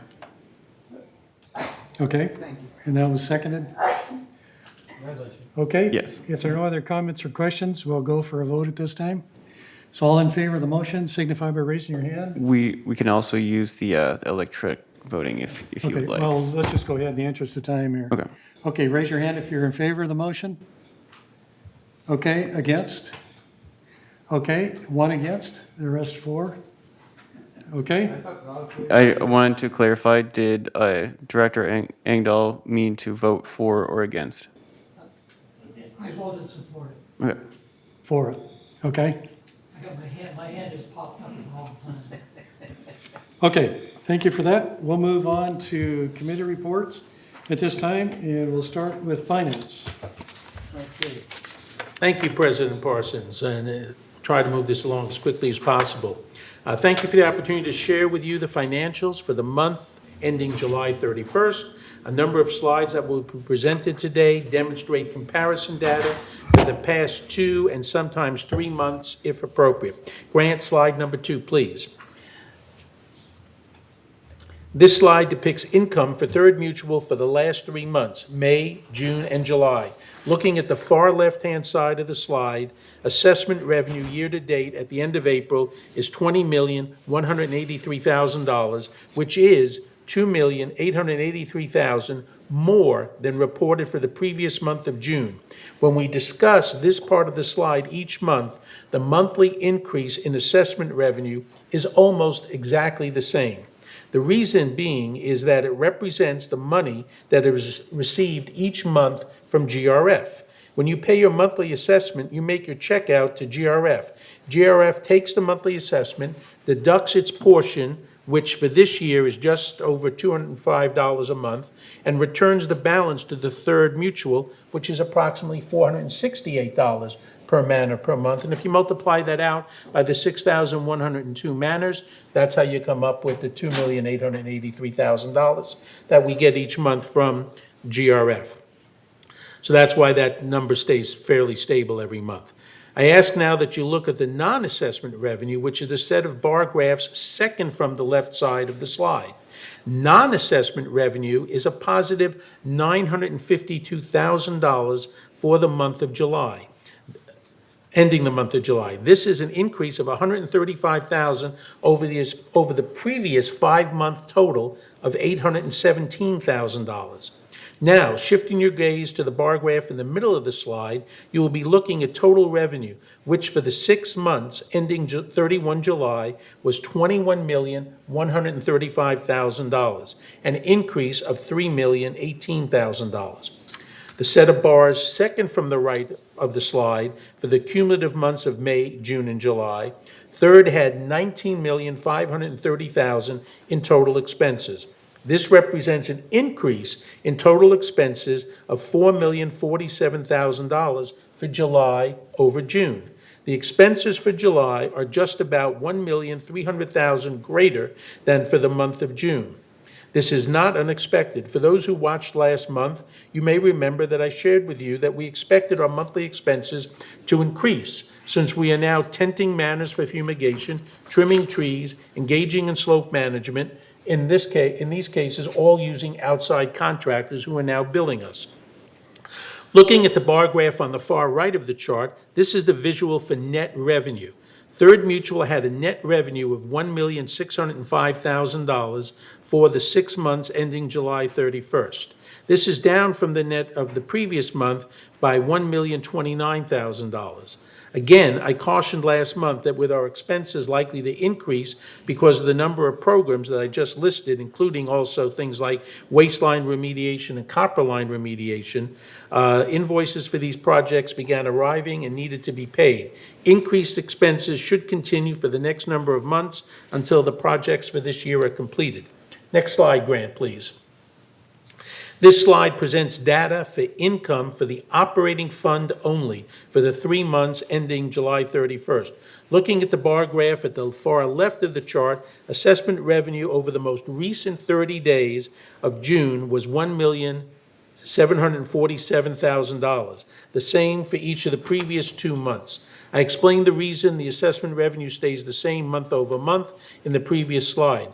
GRF collects our assessments, takes its share, and passes the remainder on to us. Now, shifting your gaze to the second set of bar graphs from the left, non-assessment revenue increased by $132,000. For the 7-month period at the end of July, we had a total non-assessment end of July, we had a total non-assessment revenue of $870,000. Now, focusing on the middle of the slide, Third Mutual had a total revenue in the operating fund of $1,879,000 for the month of ending July, which is down slightly from the previous month by $5,000.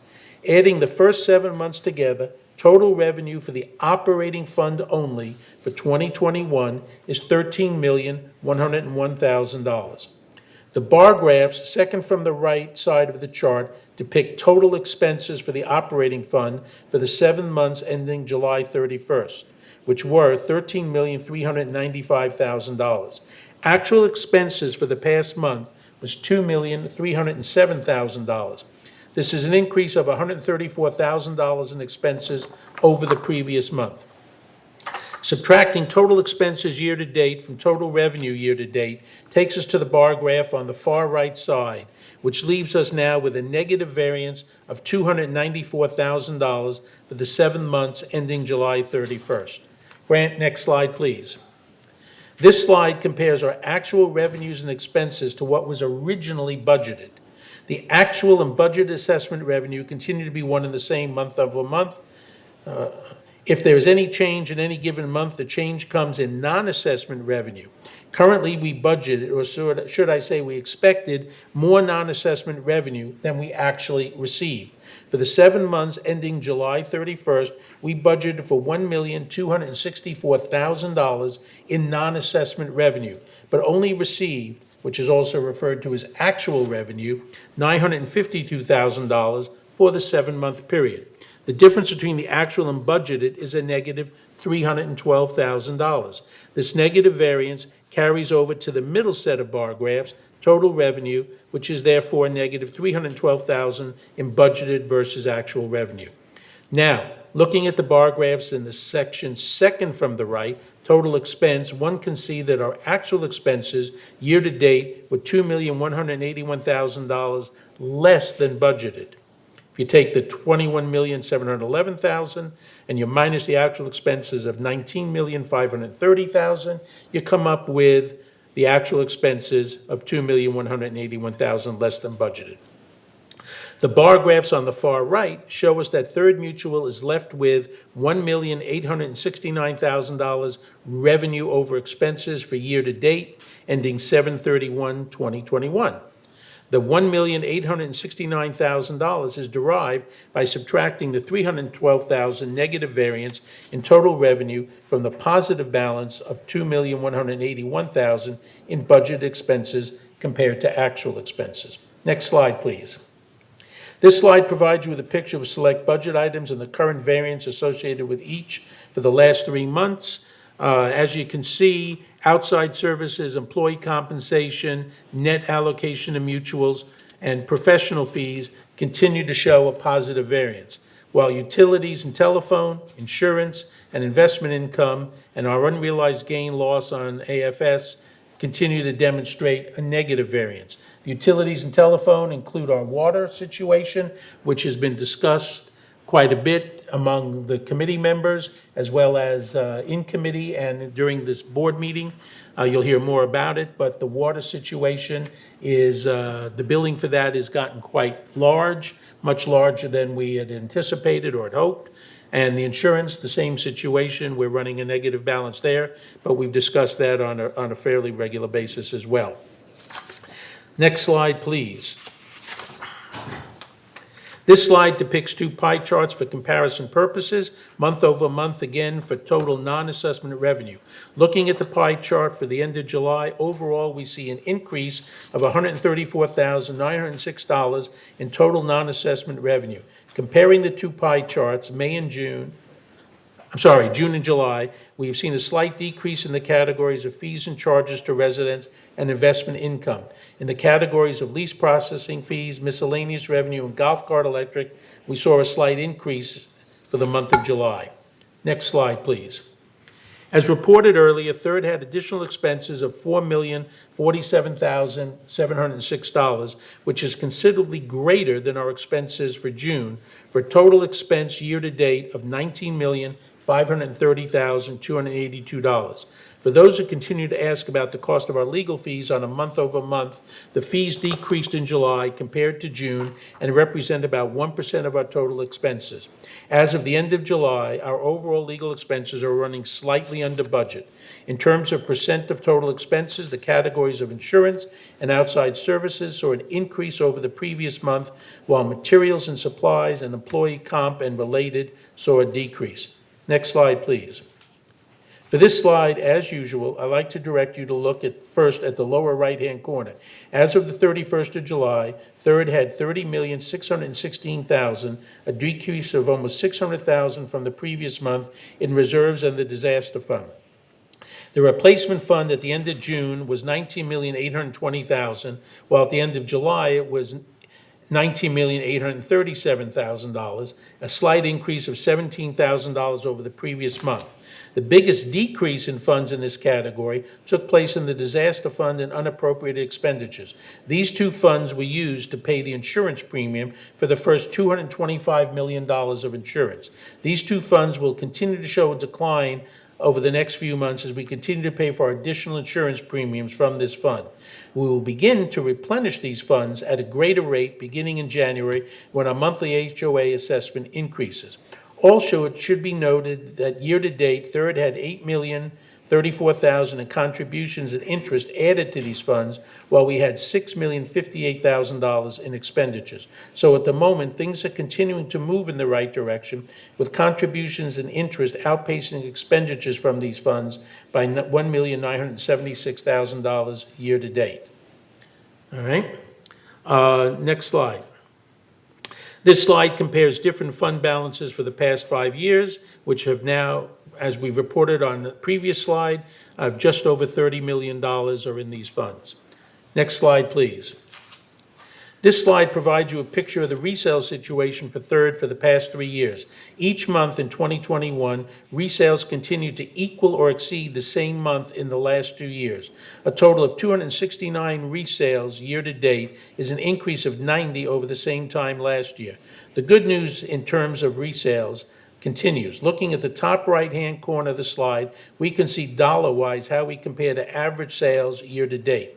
The average sale price per manor for the first 7 months of 2021 is $457,742. This is an increase of just over $40,000 in average sale year-to-date when compared to last year.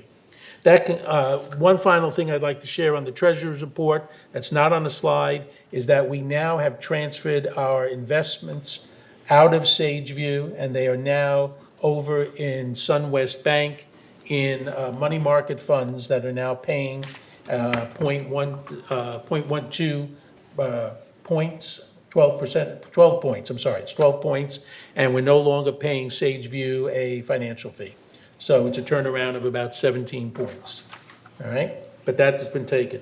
So that concludes the treasurer's report. Our next finance committee meeting is scheduled for Tuesday, October 5th at 1:30. Thank you very much. On to the Architectural Control and Standards Committee. I'll be reporting on that.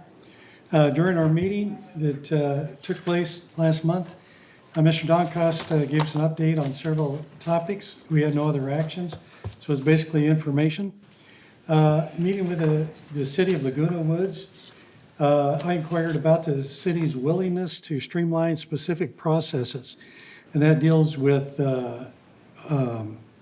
it's not policies, but permits.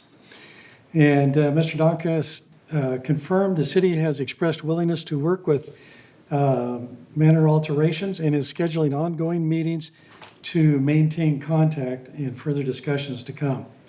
Also, the debate is still, we're trying to resolve issues with the Southern California Air Quality Management Department and Cal OSHA as to why they are requiring different things on the removal of asbestos. We're still working on that, and we're trying to get a resolution so we know how to move forward. We think that there's undue cost to people that have to have asbestos removed, so we're still working on that. More to come.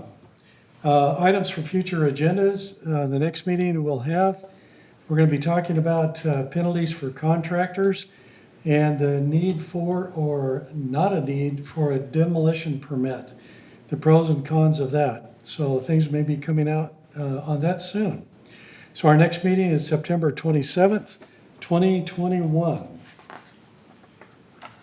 Okay, now we'll move on to the Landscape Committee with we'll go on to Report of Communications, Director McCary. Thank you. Thank you, President Parsons. The third Communication Committee, which is a quarterly committee, last met August 4th, and the next meeting is scheduled for October 13th at 1:30 p.m. as a virtual meeting. Okay, thank you. And Report of Maintenance Construction Committee, Director Muchnick. Okay, thank you, President Parsons. Committee met on Monday, the 13th of September. Earlier in this meeting, the board addressed the issue of fumigation that was recommended by the M&C Committee. The M&C Committee also discussed two issues that were referred to the Architectural Committee. One, the issue of the transference of floor noise from one level of building to the level below, and two, the request for a handrail. In addition, the M&C Committee introduced Manuel Gomez as the new director. You saw the video earlier today, also introducing him to you folks. The project log was approved by consent. There were a few member comments, two of which were responded favorably by the committee. A third comment had to do with changes in the parapet wall. The member expressed dissatisfaction with the changes because they liked the southwestern architecture. The changes to the parapet walls began a number of years ago for two reasons. One, the dry rot and leaks that were regularly occurring in these structures that were both very difficult to permanently fix, given the design, and two, the constant increasing expense to the HOA that could just not continue to be justified in terms of those repairs. The next meeting of the third M&C is scheduled for Monday, November 1st at 1:30. Thank you very much. And I'll be reporting on the Parking and Golf Cart Subcommittee. We met on August 18th. I believe we reported some things last month at our board meeting. We discussed EV chargers that you heard about today, and also about our charter that we helped develop that you heard today and we passed. So those were significant things that came up there. Next meeting is to be arranged. Stand by for further notification of that time. Okay, on to the Garden Villa Rec Room Subcommittee. Director Jarrett. We last met in June 8th and already reported on that meeting. The next meeting will be September the 29th at 1:30 p.m. Thank you very much. If you continue with the Landscape Committee report, please. Okay, the committee met on September the 2nd. Lawn mowing went from 7 to 9 days at the first of the month, as I mentioned earlier. In Gate 5, there is a bare area in United where a drought tolerant project is in progress. It was planted months ago, but the long grass there didn't work out, so it was stripped and replanted. A lot of people were asking about that bare area, so that's the answer. We're working on several items right now. One is the drought tolerant campaign to ask residents to put in drought tolerant plantings in their own backyard. So also, we have to reduce the potted plants on balconies and multi-story buildings. This coincides with our guidelines, so we are watching out for such problems and bringing them to the residents' attention when possible. If not, they are being reported to compliance. We are always looking for ways to reduce water usage, and that's one such way. Another thing, we're begging the people to use buckets instead of using their hoses for water, because they're really using a lot of water with the hoses. Landscaping was short-staffed by 6 positions at the first of the month, and HR is constantly recruiting. Mr. Wyman spoke with vector control and found out the creek is not the source of the mosquitoes. The mosquitoes are breeding in potted plant saucers and other still water areas. Another reason why we need to ask people to remove a lot of potted plants. Mr. Wyman said that we're still waiting for approval from OC Parks to get the 100-foot clearance from the village perimeter. The rat population is unbelievable here, and he's always trying to find a better solution. Tree requests were processed today and approved within the consent calendar. A landscape revision request was made for the common area behind a unit on Bahia Blanca. Documents were provided to the committee for review. The committee did not agree with the residents' request, which included using common area, pebbles, etc. Mr. Wyman recommended to table this request and work with resident for an agreeable plan for all. The committee unanimously agreed. Several member comments were heard and addressed at our meeting, and we were happy to see residents finally in the audience. Attendees were reminded that there is a panel regarding water use shown at 7 p.m. on Sunday nights on TV6 during September. So that's a reminder for all of you out there. 7 p.m. Sunday nights, TV6 for the water panel. The annual meeting presentation on October 7th, we'll have an up-to-date slides on the landscape part of the program, a lot of statistical data. The next meeting for landscape will be Wednesday, September the 29th at 9:30 a.m. Thank you. Thank you. And did you want to mention anything about mosquito breeding? I did. Oh, okay. Sorry, I didn't pick up on that. Well, I mean, Mr. Wyman, he talked to vector control about this because a lot of people were thinking that the mosquitoes was in the creek, but they're not originating there. They're originating in the pots. That's why we really, really need to be careful out there to not overwater our potted plants. And probably drain your saucers of excess water. Yeah, that's true. Thank you. Okay, thank you very much.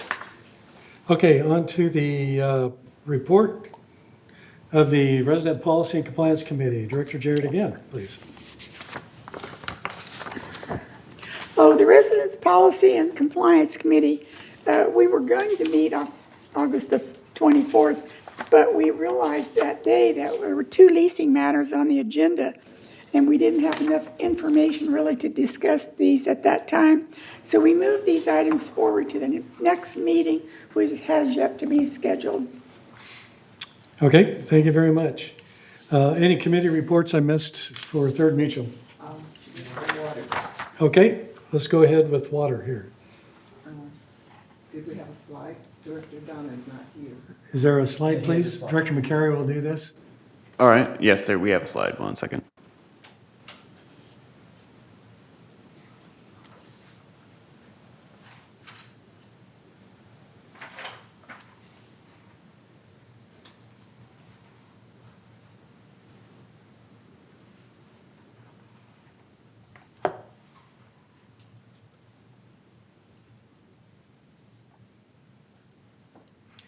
So, Thank you, Grant.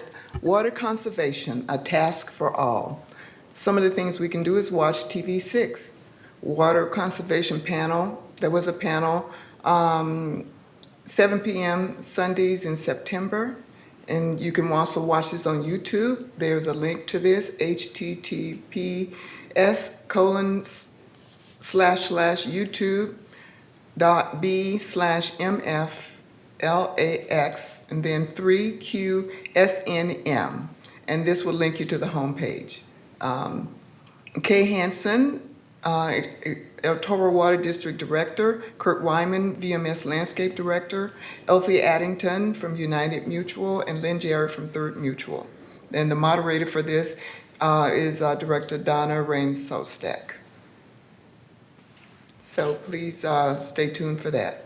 Thank you very much. Water is a big problem for us right now. And if you watch the budget, it just keeps going up and up and up.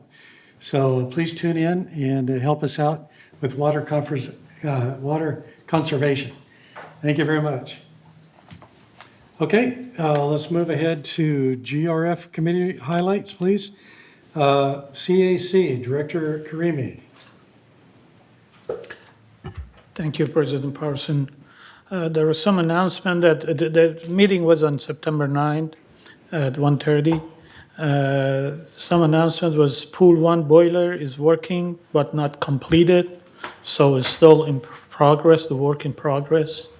The gate for Garden Center 2, waiting on parts still to come in to fix that. There was some extended pickleball hours to 9 p.m. for nights. There was Zumba class in Pool 2, and there are outside concert in Clubhouse 2. October 2nd, Village Bazaar in Clubhouse 5 at 10 a.m. And they were working on holidays, dinner for Thanksgiving and Christmas. Also, CAC was looking at finding some outdoor location for members' activities that possibly can be charged, as fee for it. The location that was looked at or discussed at Passive Park, which already there are music there over the weekends, all week, and their Equestrian Arena that offer for events.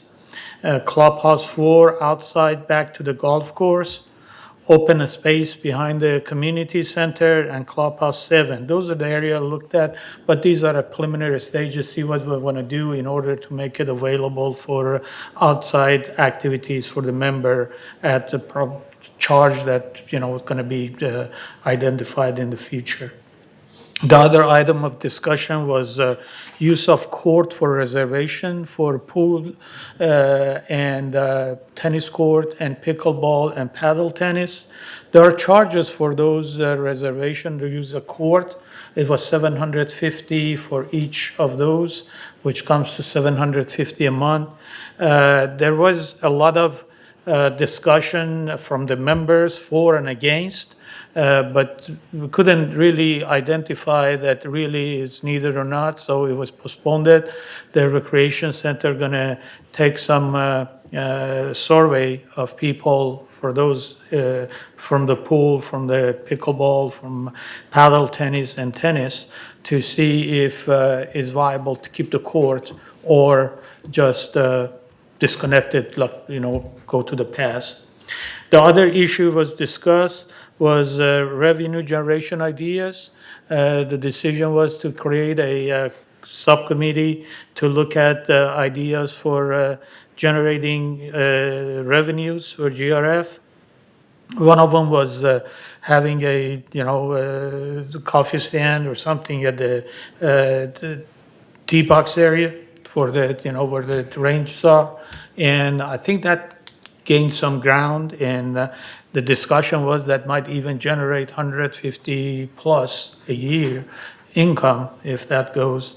The other one was discounted booklets and classes for outside, and there were some of those ideas. With the committee, anybody interested, just contact the CAC the GRF CAC and put your name in, so you'd be part of the committee. And if you have any ideas, you can put it down and send it to them, and they will consider that. The next meeting is scheduled for October 14 at 1:30 p.m. Okay, I just have a few questions on it. Who's the president of the CAC, Community Activities Committee? They're going to assign one. There was such, Egan was, for the last time. Yvonne Horton. Yeah. Oh, Yvonne. Yvonne was last Okay. time, but I don't know if that's going to be permanent. Okay, so or they can not. contact her Yeah. questions. Okay. What about Clubhouse 3 or the PAC resuming activities? What's the latest update on that? No discussion of that last Okay. time. I don't know. We saw something recently online that you could buy tickets, but there weren't any activities on there. Siobhan, do you have any update? or I Jeff don't have on any that? information on that. I will have to provide an update at closed session. Oh, okay. Anything new on pools and hot tubs? Any pools going to go down for maintenance or winterization or anything people need to know about? Okay, nothing there. I don't have anything to report at this point in time. Okay. And is anything being talked about for holiday events such as Thanksgiving and Christmas? Recreation is working out the final details. They'll publicize later this month. Okay, thanks. Okay. Okay, onward to the Equestrian Center Ad Hoc Committee. Director McCary will be reporting on that. Yes, thank you, President Parsons. The committee met yesterday, special meeting. The only agenda item had to do with rat abatement at the Equestrian Center. Apparently, the rats are plentiful and running around and causing a lot of concern for boarders. And so staff has gone out and gotten several quotes from vendors to do rat abatement, but they determined that those costs were just cost prohibitive. They range any place from $80,000 to $220,000. And so the committee decided that that was just too cost prohibitive. We did entertain some discussion about some other options, and the final decision was to use glue strips for the abatement. So that process is going to be implemented. They'll use the glue strips along with using some mesh for blocking off the entryway to the areas where the rats can get into the stables. They're going to move forward with this process, but first Human Resources will provide proper training and apparently whatever protective equipment that staff will need in order to maintain and, for lack of a better word, empty the glue strips. So they're going to move forward with that as soon as training and equipment is available. They will also send out notification to all the boarders that they will be using this glue strip process for the rat abatement. That was basically the gist of the discussion. The next committee meeting will be November 4th at 1:00 p.m. as a virtual meeting. Thank you very much. I heard you got a lot of nay votes. What? Maybe a pipe might help. No, I suggest they introduce their mascot as cats. Brings a lot of cats over there. Okay, on to 15B, GRF Finance Committee, Director Muchnick. Thank you, President Parsons. The committee last met on the 25th of August. Sageview provided an investment update regarding the portfolio for GRF. As of the 31st of July, GRF had $19,750,000 invested with Fidelity. Year-to-date, the investments have declined by $231,000. For the most recent quarter, the net return was 0.8%. Since September 30th, 2019, when the account was opened with Fidelity, the account value was actually up 3.22%. The starting balance in September of 2019 was $18,978,000, so there has been an overall increase of just over $600,000 since inception. Interest rates are very low, so returns going forward, excuse me, thank you. Returns going forward will likely be below 1%. The account is dominated by three funds: the Fidelity Short-Term Treasury Bond Index, the Fidelity Intermediate Treasury Bond Index Fund, and the Vanguard-backed Securities Index Admiral Shares. These three funds make up 78% of the investments for GRF. The GRF Finance Committee also voted to support a staff recommendation to increase the broadband service fees by 5% and recommended it to the full board. The full board has since passed and approved that 5% fee. The fee for Showtime would go up by 10%, and the cable card fee would actually decrease by 45% from $95 down to $52.25. That was again passed by the full GRF board. The committee also discussed a proposed fee schedule amendment for recreation-related services. The request is for an annual increase up to 3% for fiscal years 2023, 2024, and 2025. If implemented, it is expected that $92,000 in additional revenue will be generated for 2023. The next meeting of the GRF Finance Committee is Wednesday, October 20th at 1:30. Thank you very much. On to GRF Landscape Committee, Director Jarrett. Okay, after a report from a resident complaining that mowing on the slopes of the creek starts too early, Mr. Wyman stated that the mowing work is started about 7:30 to 8 o'clock. And the mowing is rotated from where it is started each week, so that gives those members a break on the starting time. It's just hard to control. We can't have landscape people coming in later in the day to mow. Actually, this meeting, though, was all about vector control, primarily to do with the control of mosquitoes around the creek. They really do a good job of watching the mosquito population, the types, and et cetera. Mosquito trapping is conducted weekly at the creek, and traps are checked every 16 days, where they catch about 30 in that time period. There has been no human case of West Nile in Laguna Woods Village, at least in the last 5 years. Vector gets several calls on a regular basis from residents of the village. This past year, the GRF Landscape Committee approved 3 clearings per year, including one in November, the clearings of the creek. The entire cost of recent cleanings of the creek is about $37,000 per cleaning. Pretty expensive, but necessary. On another subject, one member did complain about the dead plants around Clubhouse 5. It was noted that during the pandemic, there were no recreation employees at the clubhouse, so watering didn't get done. They're in the midst of replacing all the dead plants, and now they do have employees on staff that can water the plants. The next meeting is November the 10th at 1:30 p.m. Thank you. Thank you very much. On to GRF Maintenance Construction Committee, Director Frankel. The primary discussion was involved with the EV charging stations. Our meeting was held on August 11th. Debbie Dotson provided a terrific presentation, basically on locations, proposed locations for the charging stations. The consensus was pretty much that we would like to see the charging stations go to the clubhouses, and we're waiting now on the Southern California Edison report and their information. And the next meeting is October 12th. October 13th, I'm sorry. Okay, thank you. On to Clubhouse Facilities Renovation Ad Hoc Committee, Director Engdahl. That had the Clubhouse 1 facilities renovation committee met last July, and it sort of has expanded to consider the use of all the clubhouses and try to coordinate together.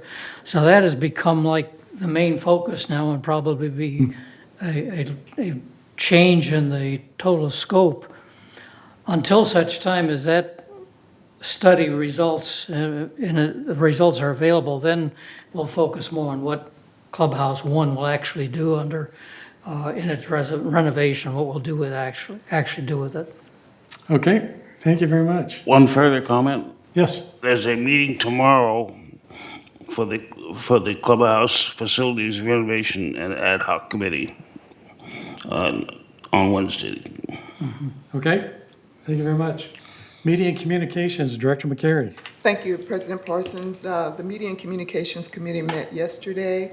It was a virtual meeting. I want to thank Director Jarrett for taking notes for me, as I was not able to stay at the entire meeting. So Eileen Pollan stated that the broadband group will meet next week. She also reported that GRF's funding has been approved, so they're going to move on with some of the projects, including the broadband report.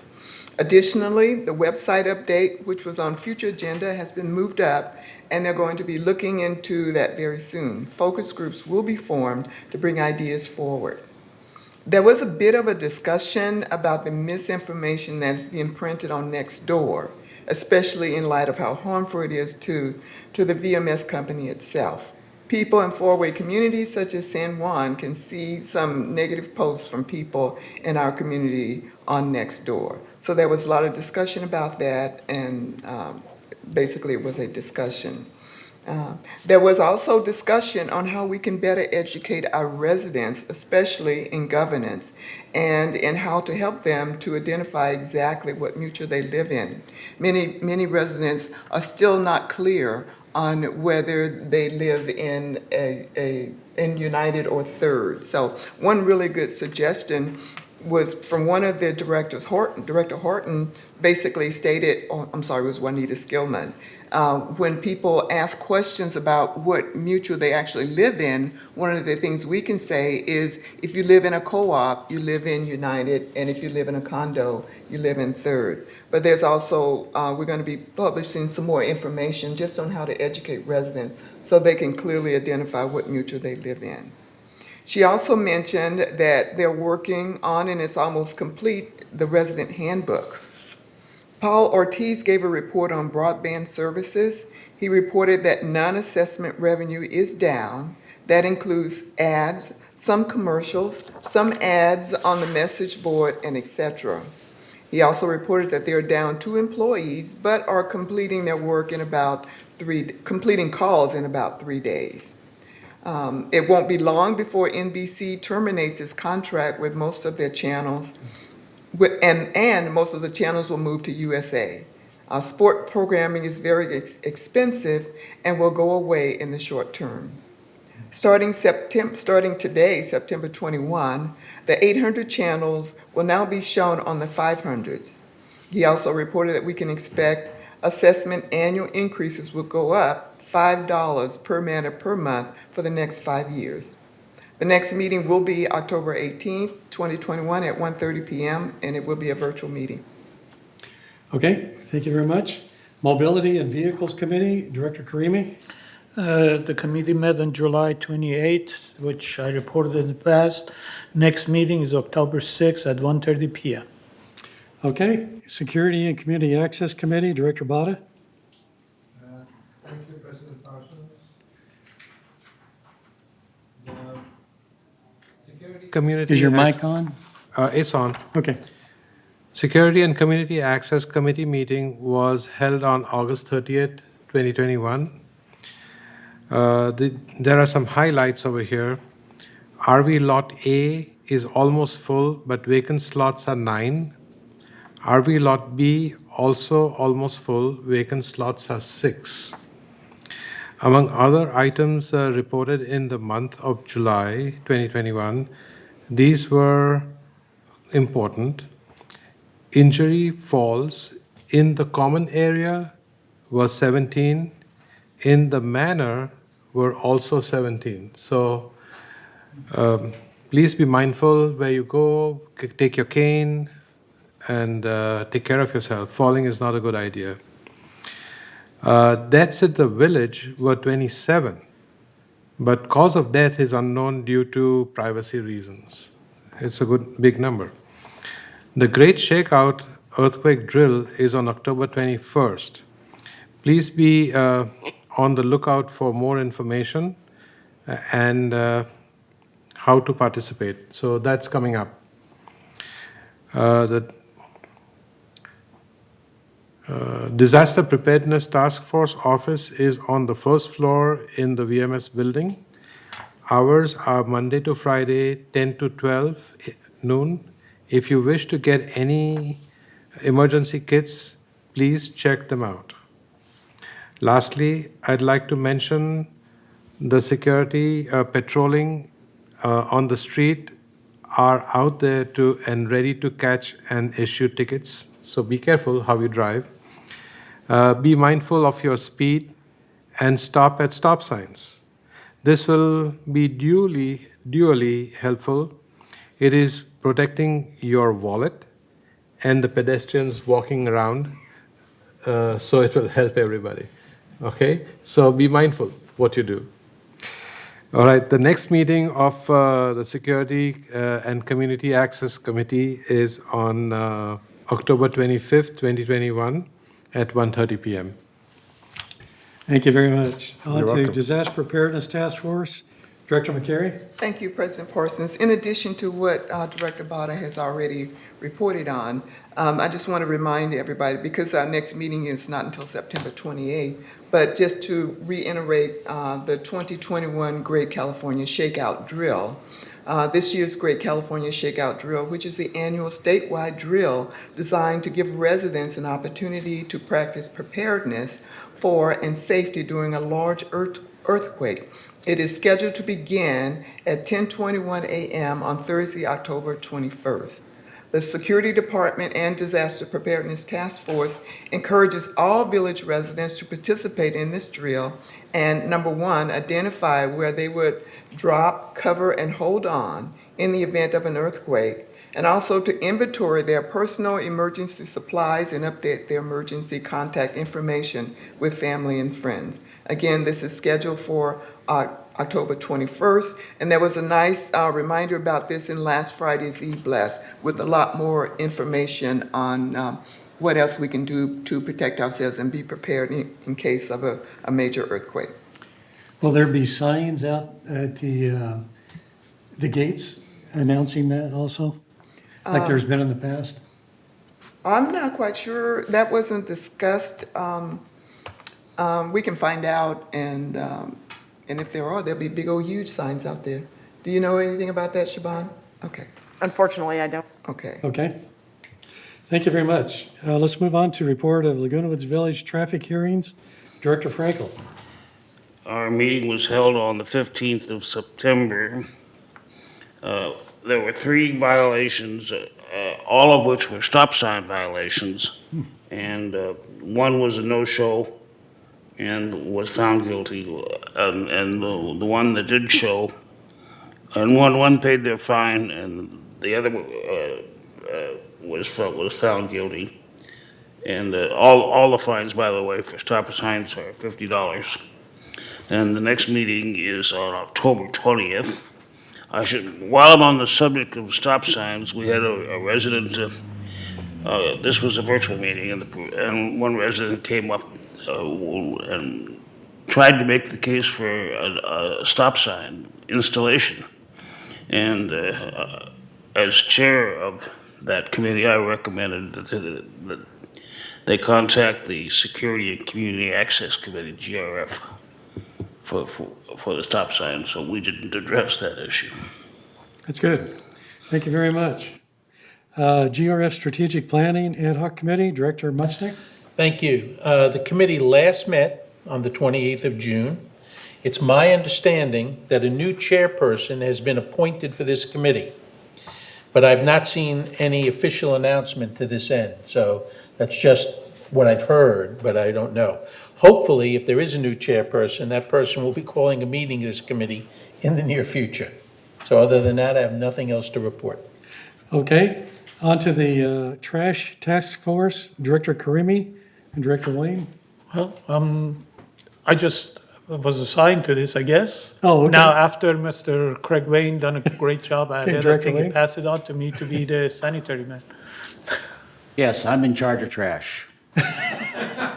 No, I am now. They have not had a meeting, and we don't have a date for the new meeting yet, do we? That's correct.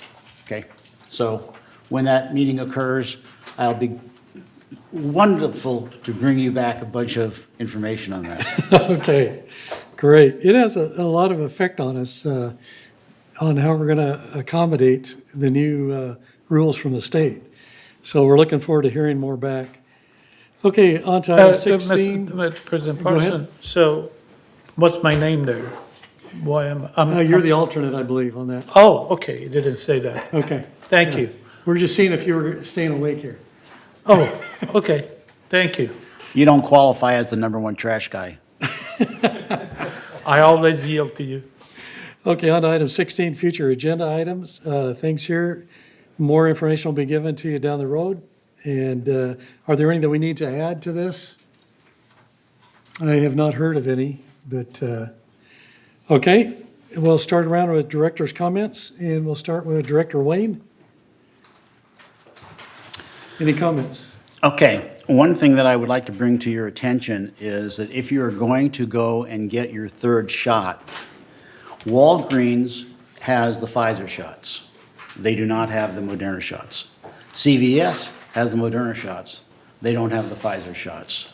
So depending upon which shot you received, if you received the ones that we had here, that would be the Moderna, and that would be CVS. Thank you. Thank you. Okay? No, Ralph? no comment, thank you. Okay, Lynn? I would like to make a further comment on what Jules brought to the table here today.